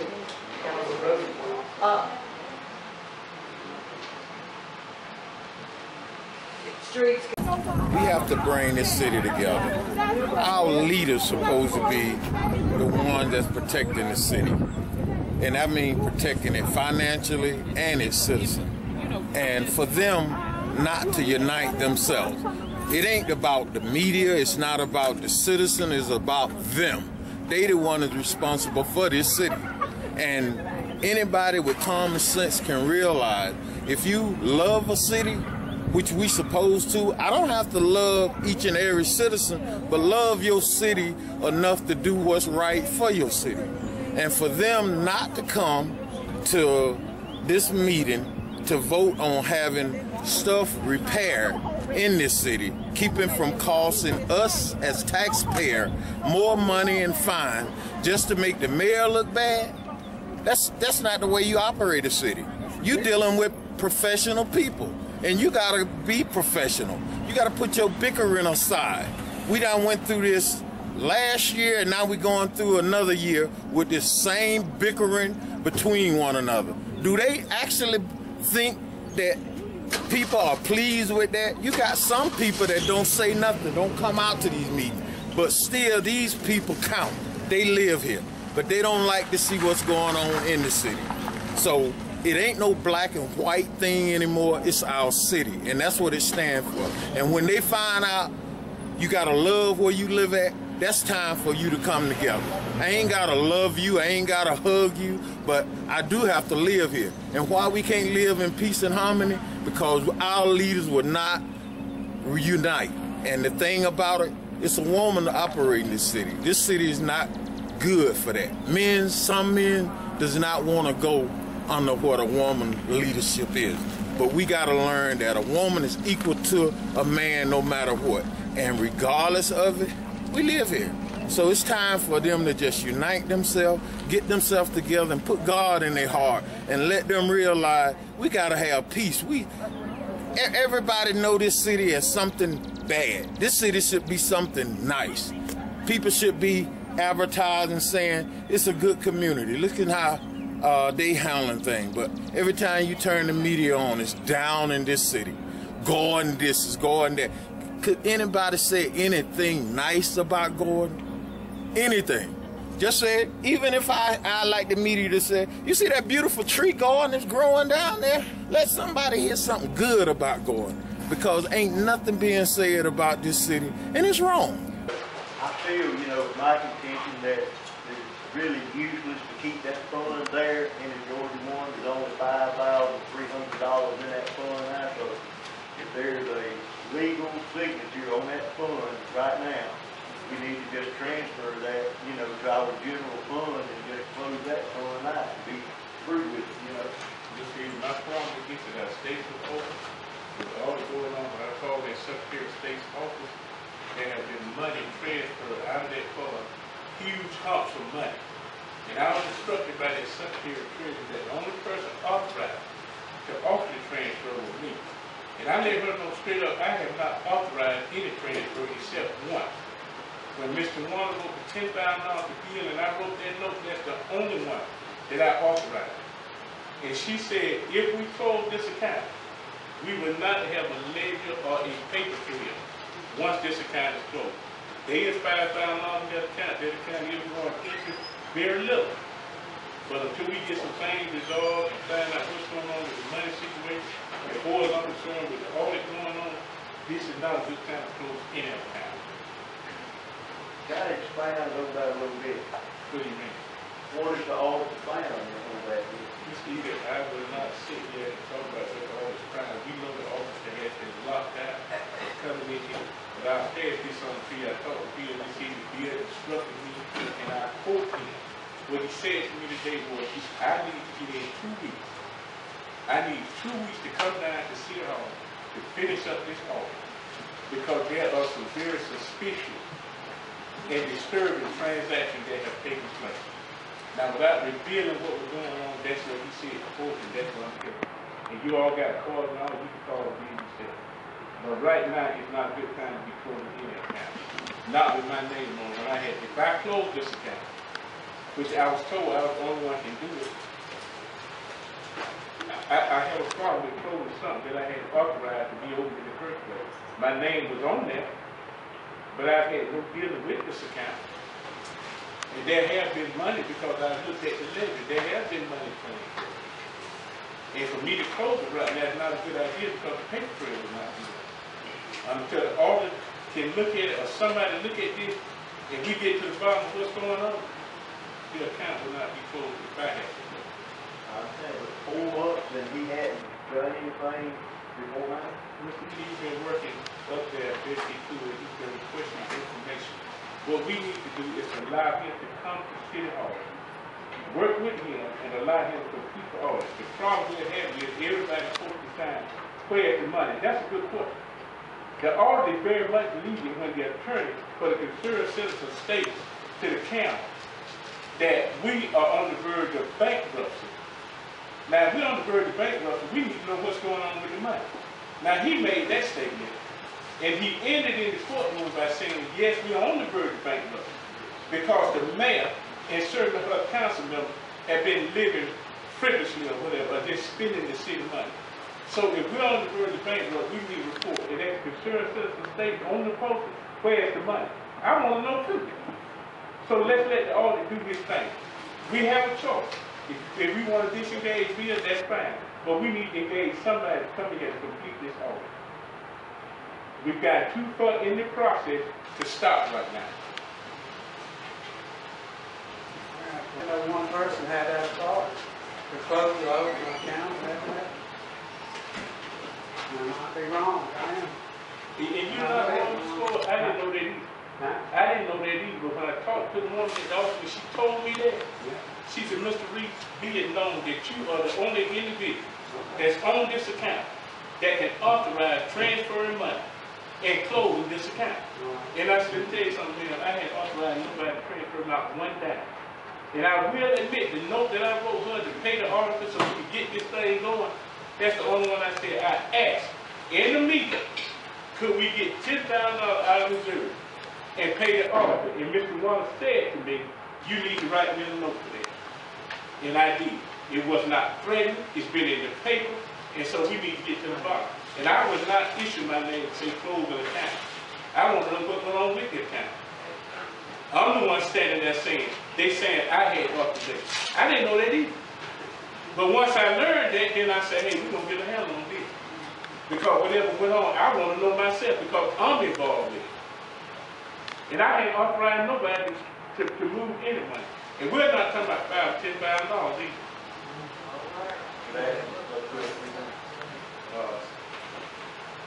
Before the end of last year, how many other people were on that signature besides you? I understand that the previous, could I ask Mr. Brown who was on it before? Sure, well, here it is right here, the original. Could I see it, please, ma'am? Well, here's all the thing. Y'all give me just one second. The ones that were on it? Me, the man before they do I saw. Okay. Before the first of the year? No. She sent me a copy of it. I was throwing that on March, sometime in March of 2015. It was changed. Some of the accounts were changed or something. It was changed to come directly out of the general fund account instead of being deposited straight to the general fund savings where it originally set up. Instead of having to make an extra transfer each time, we had to put it for it to go directly to the general fund checking account to save itself. But when you say we, who are you? Who are we? The mayor, Turner, you and me signed it. No, we signed it, but I didn't know what y'all were doing as far as the transfer. I'm not gonna say that. I did not know y'all were transferring. You read it. I mean, you that read it, signed it. That's all I can say. Yeah, that's exactly what it says. But let me tell you something. That's all. My name is there, but I have not authorized nobody to transfer no money. We don't have to if one of the other ones do it. Well, we feel it. I feel it with the ones that transferred it. Let them close. I didn't authorize nobody to transfer, so I'm not authorizing nobody to close. That's fine. I don't have any problem with that. Good. But the record shows that you, Mayor Turner, and Ms. Brown were all on that, and any money that was moved before the end of the year, back to the last 8 to 10 years, when the council voted to move all that money, then we voted as a council as a whole. We certainly did. Okay, I got no problem with that. As a whole, the council voted. But as an individual, let me make sure it's the record reflects that I did not as an individual authorize one penny to be transferred to any account. And our leaders have that power to make these changes. They have that power. We can talk and do this and do that, but we can't make changes. They are empowered to make changes. The changes that we can make is at the voting poll. And if we don't get out here and find out what's going on in our city, listen to Tom, Dick, and Harry, what he says going on, educate yourself. Don't let nobody else think for you. I'm not going to let my leaders think for me. I'm going to get out here and I'm going to find out what's going on in my city, and I'm going to voice my opinion. And I'm voicing it now. They should be ashamed of themselves. All of them. I ain't just speaking on 2 or 3, 4 or 5. All of them should be completely ashamed of themselves. We have two items on the agenda that I, asked to be added to. We did not take care of those yet. The first item is the attorney status. I believe we, No, ma'am, we just put them on the agenda, and it needs to go into the minutes, what motion we're going to make. put that on Take the care of that. agenda. Where was that? That's when we discussed it in the very beginning. We added those to the agenda. There were 4 people voted for it, so I'm bringing them up now to cover those 2 items that we asked to be put on there. The attorney What was status. that? The attorney status and the invoices for the attorneys. Those were the 2 that were put on the agenda at the very beginning of the meeting. We voted on it. The motion was made to add them, and it was voted on. There were 4 people voted on it. It's in the minutes. Voted to do what? To bring them up to vote on these motions that are going to be made at this time. My motion, and I would like to go ahead and make a motion, please, ma'am. I make a motion that as of now, Boone's got. Could you just let me go ahead and get this out? You said you made a motion to amend the agenda. Yes, ma'am, to add 2 items to the agenda. We all voted and agreed to it. 4 people did. Yes. Okay, I just want to make sure. Okay. The first one was the attorney status. I make a motion that Boone, Scotty Boone, and his associates be recognized as the city attorney from this point on. His associates. Yes, ma'am. He's the city attorney. How would His law firm, Boone, Scotty Boone, and his associates.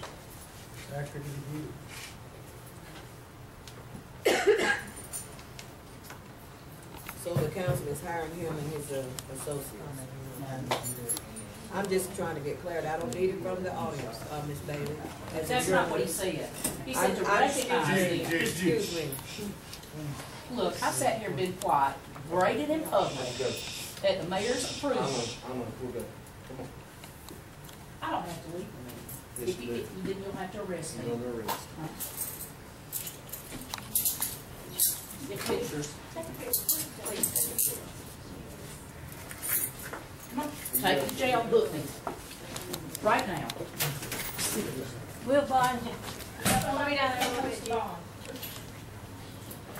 What I'm trying to clearly understand once more again, council, when we, your statement repeated again.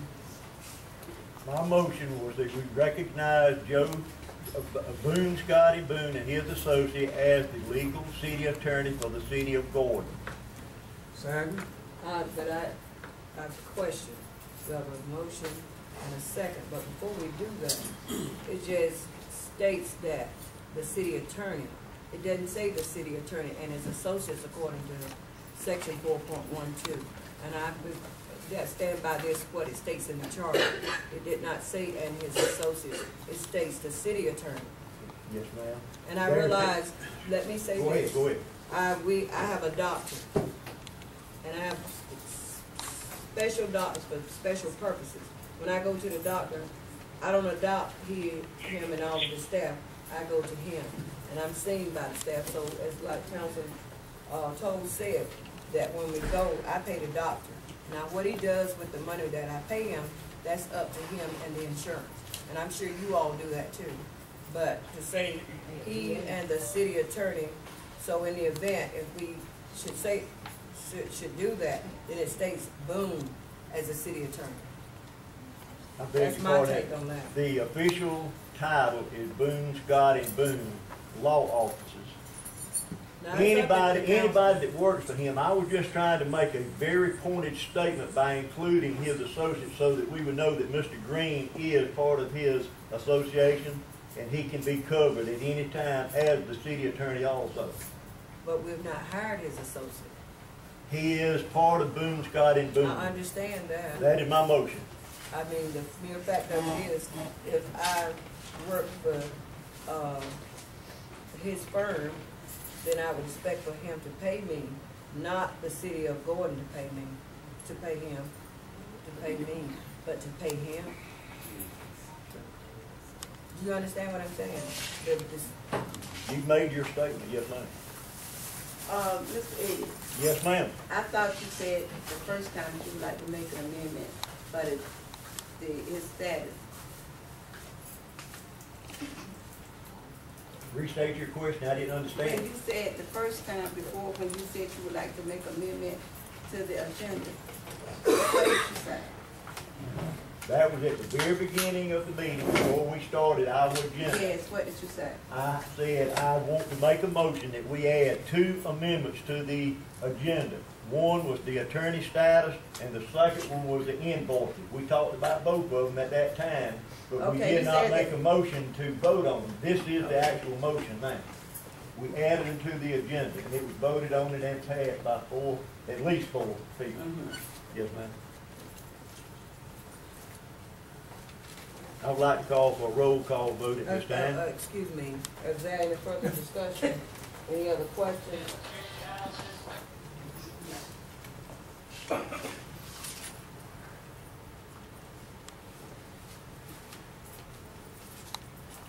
There being no further discussion, council, you all have it. Aye. Aye. Aye. No. Aye. No. Motion carried. And what was the second one? The second motion is that we pay Boone, Scotty Boone's invoices up to this point so that he can be caught up on his payment. I second him only? Boone, Scott, and Boone. Well, Mr. Boone, are there any questions, council? Because you all stated that. With that being said, I believe, Councilwoman Whipper, you want to readdress what you stated about, you had no problem with paying Boone, but with the, I believe that was you, Councilwoman Jones, or did you want to elaborate on that? The only thing I said was he was budget $5,000, and we way over the $5,000, and I asked what budget would we get it out of to pay him. That's what I asked. I'll amend my motion to state that we'll get it out of reserve funds if needed. What's reserve fund? One Georgia fund. Well, why you didn't want to get the money to pay the employees out of that reserve money? We tried to make a motion to do that, and we was not able to get 4 votes at that time. We did make a motion to get that money at the time, and then a few days later, the mayor took the money out anyway, without our approval. And as I once again states that I have an administrative duty that I can do that without the council's input. And I still stand on that. I'll say it once and I'll say it again.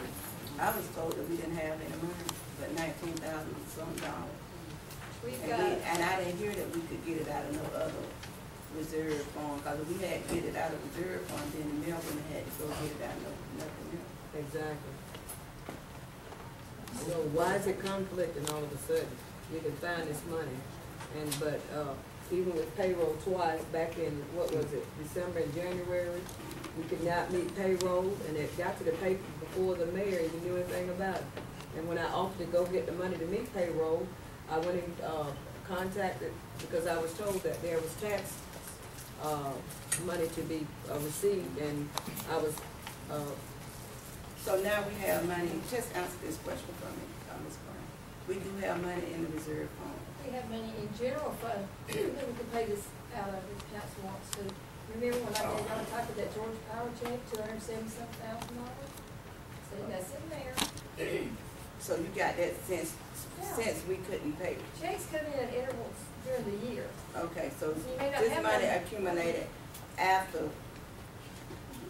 And this is the money I make sure that you all get a copy of now, because previously, That's you what all I'm saying, did not because know when this we money was was saying, when coming it was told in. us that we didn't have money then. Right. We didn't have the money then. Right. No, not So you that- saying we didn't have it then? We didn't have it then, but now we got it. So that council will know that every dollar comes in here. It would not be just because one council member only gets a copy. Each of you all will be entitled to a copy. Over $12,000. We're not practicing the same rules. I'm sure he's got some later invoices. I'm quite sure he does for the rest of the year. Because he hasn't been paid. But, And with that $72,000 plus, am I correct? How much is it? And who authorized those payments? What are you talking about? That it was in the budget. We owe him $12,673.20 right now. That's not including. How much later did he get invoices. for the year 2014? I didn't bring the budget with me. How much did you write the check on? I can't tell you that off the top of my head. I would have to have my You got paperwork some with kind me. of idea how much No, he ma'am, I made? don't. Okay, so he's owed. See a lot of bills and invoices. So he's owed how much? Through 11/17. Is it just him alone, or is it the rest of he and his? Boone Scott Boone. We owe them $12,673.20. 12,000. What now? $673.20. And I'd like to get a copy of that invoice, please. You've already got them. I do know. I've actually got them several. Not that I'm against until January, right? This is, That was for. these are the same ones he's been trying to get paid for. Okay, that's what I'm saying, that's just for January, right? Up until January, right? Here's something Up until November. December. She said, when, the last time we paid him. He said June. And how much was, I'm not. He got, the last payment I see right here is 8/1/14 for $6,176.19. How much did? $6,000. The last payment we received was in July. 176. $6,176. Okay. And I'll need to see invoice of all of those. Yeah, you've had it several times. I just need to look at all of them. Mayor. Mayor. Excuse me, I'm writing at the moment. Can I say something while you're writing? Is it going to? You sit here in meetings and you ask the attorney questions, legal advice, and then you sit here and don't want to pay? Does that make sense? It does if I just want to ask you a question. Does that make sense? No, I'm not getting paid. Does that make sense to I me? mean, Ask you a question. he's giving his services. I'm not defining any of what the attorney has done, but based on what has previously, and it's in the budget, you all, I believe that overall, I think that that stated for what? If my memory serves me right in council, you all may be able to help me, but it shows that, how much was that? $70,000+? For the record, No, I'm Madam just Mayor, asking. please, ma'am, that was I'm just- last year. Our budget only started in October of this year. Right. Mr. Boone has not been paid anything this year in our budget. Because council voted that invoice down at that time that We it was didn't vote it presented. down, they just did not receive a quorum that night. It was 3-2 vote. It was not enough to pass it. But we have made a motion tonight, a legal motion, and I would like to read this into the minutes for everybody to hear. Please, this is what the city charter says. Which one is that? City charter, on page 19, section 627, changes in the budget. Wait just a minute, let me All turn right. to it. I'm gonna read it so you can listen. 6.27, because there are a lot of changes in this, things in this this is charter what that we're we going- have not been following. This is I mean, what if we're that going is the case, council, we don't have a contract with the city attorney. It doesn't say you have to. Yes, it does. No, it does not. No, it does not in the charter, you're right, but everybody else has to have a contract according to what the attorney has Once said. the attorney has been appointed by this council, they serve at the pleasure of council. He has been serving at the pleasure of council for as long as he's been here. That's been 25+ years. But he was terminated back in May. No, he has not been. That has not been a proven point yet. It's services, well. On It's section on 627, please let me read this. 6.27. If I will get there. 6.27, changes in the budget under the city chart. The city council by majority vote may make changes in the appropriations contained in the current operating budget at any regular meeting or special or emergency meeting called for such purposes. That is exactly what we do when we make a recommendation to get the money out or pay somebody that's not in the budget. That's making changes in the budget. When this council votes to do that by motion, right now, I made a Discussion statement. before discussion. I know you're trying to Yes, rush it, ma'am. but I want to make sure that we're getting clarity, because if my memory serves me right, you said unless, and I see this in 6.27. Yes, ma'am. Changes in the budget, but I recall some time ago, if my memory served me right, that you made a statement that if it wasn't allocated in the budget, then you couldn't just amend the budget to get the money out. And if that really serves me right, that's what you said. I said if it's not in the budget, you can't spend it without making amendments and making a motion to find the money But the somewhere. amendment was made to go to Georgia Fund 1 to get the money. If we need it. And you, exactly, and you said no. I remember that. And I stand on That ain't got anything to do with the motion that's on the floor now. Well, it did then, and it does now. My motion still stands in second. I call for a roll call vote, please. Aye. Aye. Aye.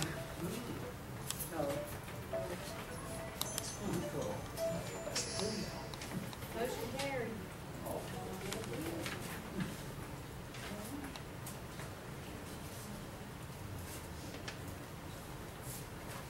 Next, we will, the affidavit. Let's have a question. Does that just pay up those, the invoices we have now, or the other ones that they haven't billed us for yet? Because I'm sure they've got a lot of hours to bill us for up to this point. So long as they come through by me and I see them first, don't write a check without my authorization as stated in the past. I still stand Pay on them up that. to the moment. Pardon? Because a lot of this has been authorized without the mayor's, input. We don't want another check to go out without my authorization. Okay, but I thought the council just approved them tonight. City council determines who and what is paid. The charter does that, but, exactly. So until that is come through, that has to come through me, because I believe over in the duties, excuse me, Council provides you have for the no compensation. voice Yes, I here. do now, I do. You do The not. council just said I do. And I'm not going to, No, ma'am. you will sit down. I will not. You will sit down, otherwise we will, go ahead and go beyond that. He is a legal city attorney and he can speak. He is not. You cannot provide him no say-so. He has got the right to speak. Ma'am, the council provides for the compensation of the city attorney, which means the council authorizes that, which means it doesn't require your authorization. On its face, you don't get to authorize it. We'll just, see about that.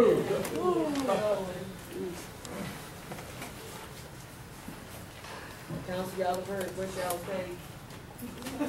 I know it's voted, but I'm just saying. It's already been voted. All right, the next order of business will be the, you have the affidavit.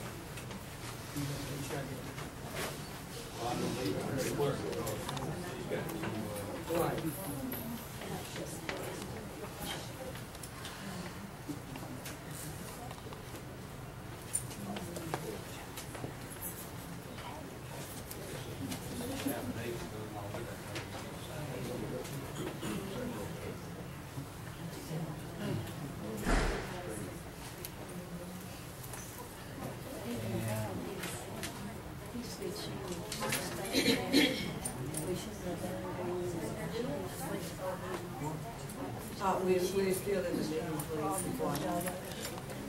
Council, yeah.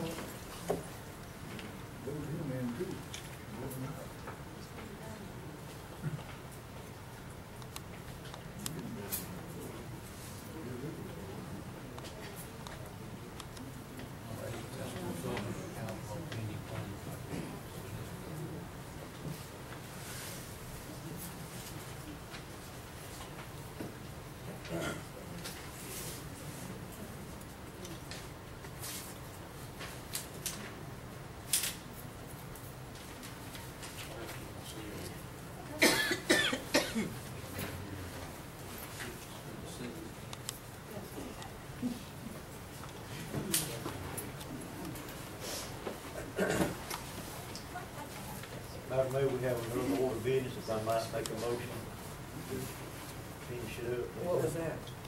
I'd like to make a motion that the city of Gordon hire Mr. Tom Richardson as the attorney to represent us in the EEOC suits. Second. Motion has been made and second. Any further discussion?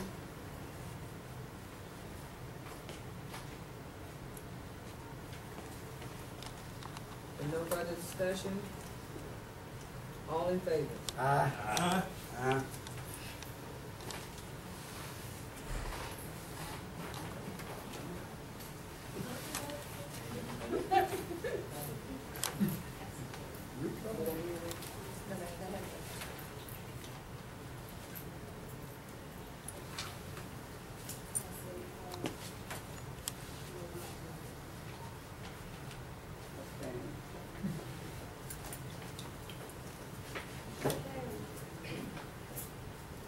Right. I have a motion that we adjourn. I so move. Second. All in favor?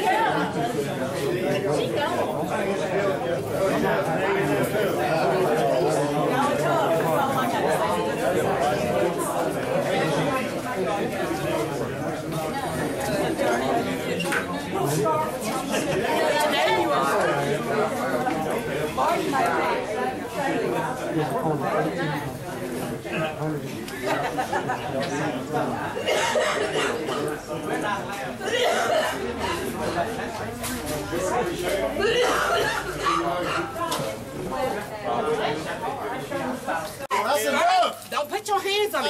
Don't put your hands on me. Do not put your hands on me. Leave. Come on. You leave. Come on.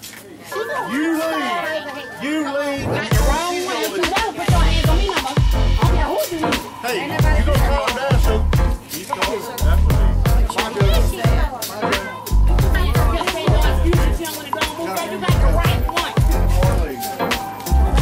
Once again, this is why I say that the governor of the state of Georgia must do something to bring about. Kelly, you leave too. I'm tired of hearing your voice. Leave. You're going to jail.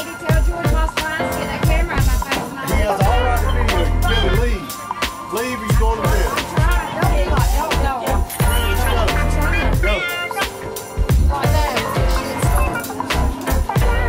Once again, this is the good old free press.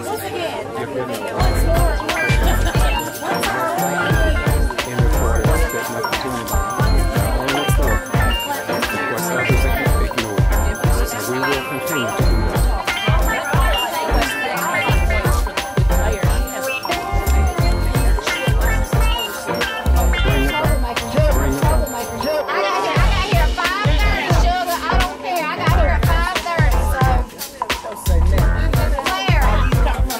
Can you come stand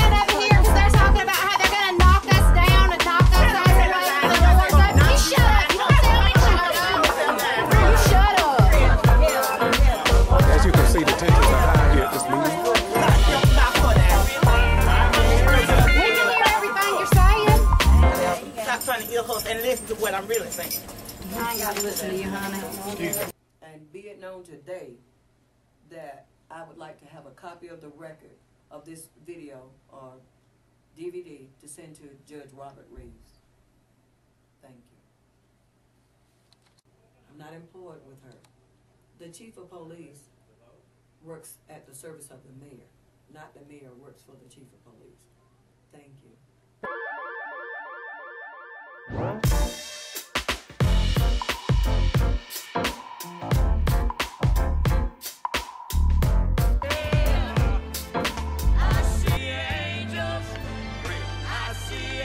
Free Press, and I'm in Meigs, Georgia. I just left Atlanta.